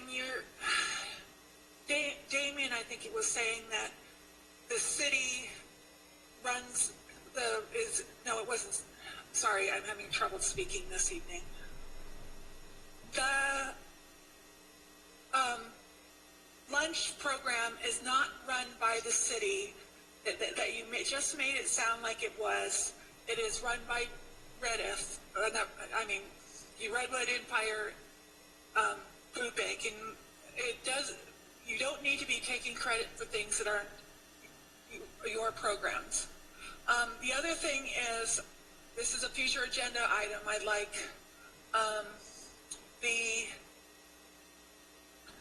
with Camp Cotati, it's been limited to 12 kids. That leaves 99% of the kids in Cotati with nothing to do. Nothing for the teens. Most things have been canceled because of COVID. What I'd like to see is some ideas and some projects, such as maybe having activity kits to give out, things like that. We don't know how long, we don't know if we'll have a second wave, and you're leaving 99% of the kids. There's 12 kids that are going to have a great summer, and 99%, and they're being highly subsidized by the city. And then there's 99% of the city's kids who aren't going to have anything to do and are still stuck inside. Or, anyways, I would like to have that as an agenda item, that there's to address the unmet needs of the for children and also the seniors. There's nothing for seniors to do. A lot of, like, my mom has been home for 3 months now, hasn't been out. She's still in isolation. We need to have a lot of things for seniors to do too, especially if this pandemic keeps continuing. And that's it. Thank you. Mr. Barrett, go ahead. Council, one of the things that you should put on a future agenda is our lying police chief. Okay, Cotati was not on the forefront to pioneer body cameras in the county. That's horse crap. Okay, our police chief does not even wear a body camera himself. You've never seen him with a body camera on.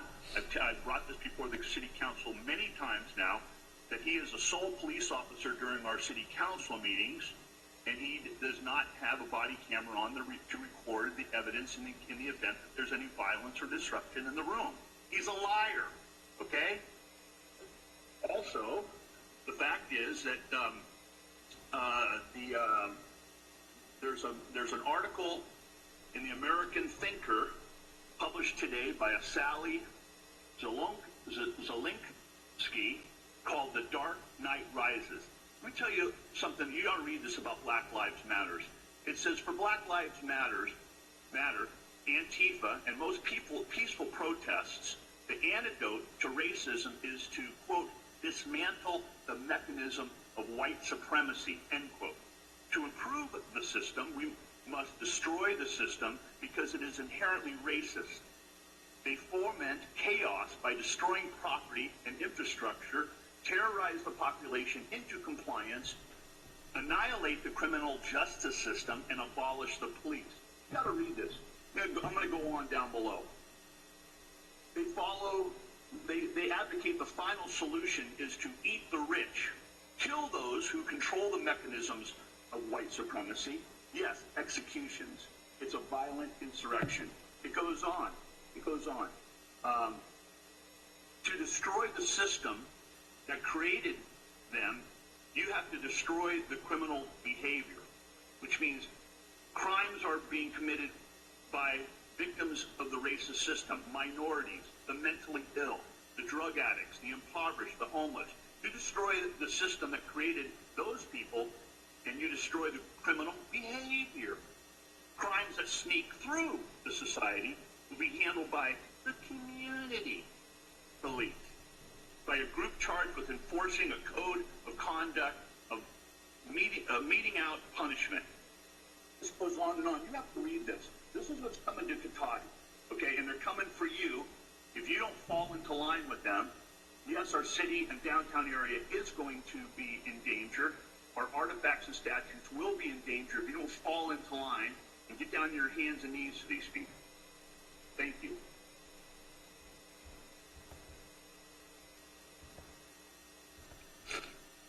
Mayor Spillman, I have no other commenters.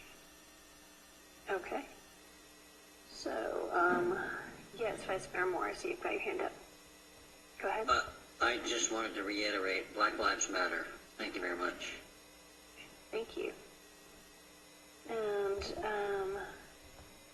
on item 15, were there any information that was received after the agenda was posted? I have one additional email received this morning that I will be posting.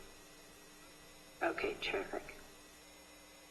With that, we will adjourn the meeting at 10:15 p.m. Thank you very much for all of the public input, especially earlier. It was quite a turnout, so thank you very much for everybody's time today. Thank you. Good night. Have a good night. Stay safe, everyone. Good night, everyone. Good night.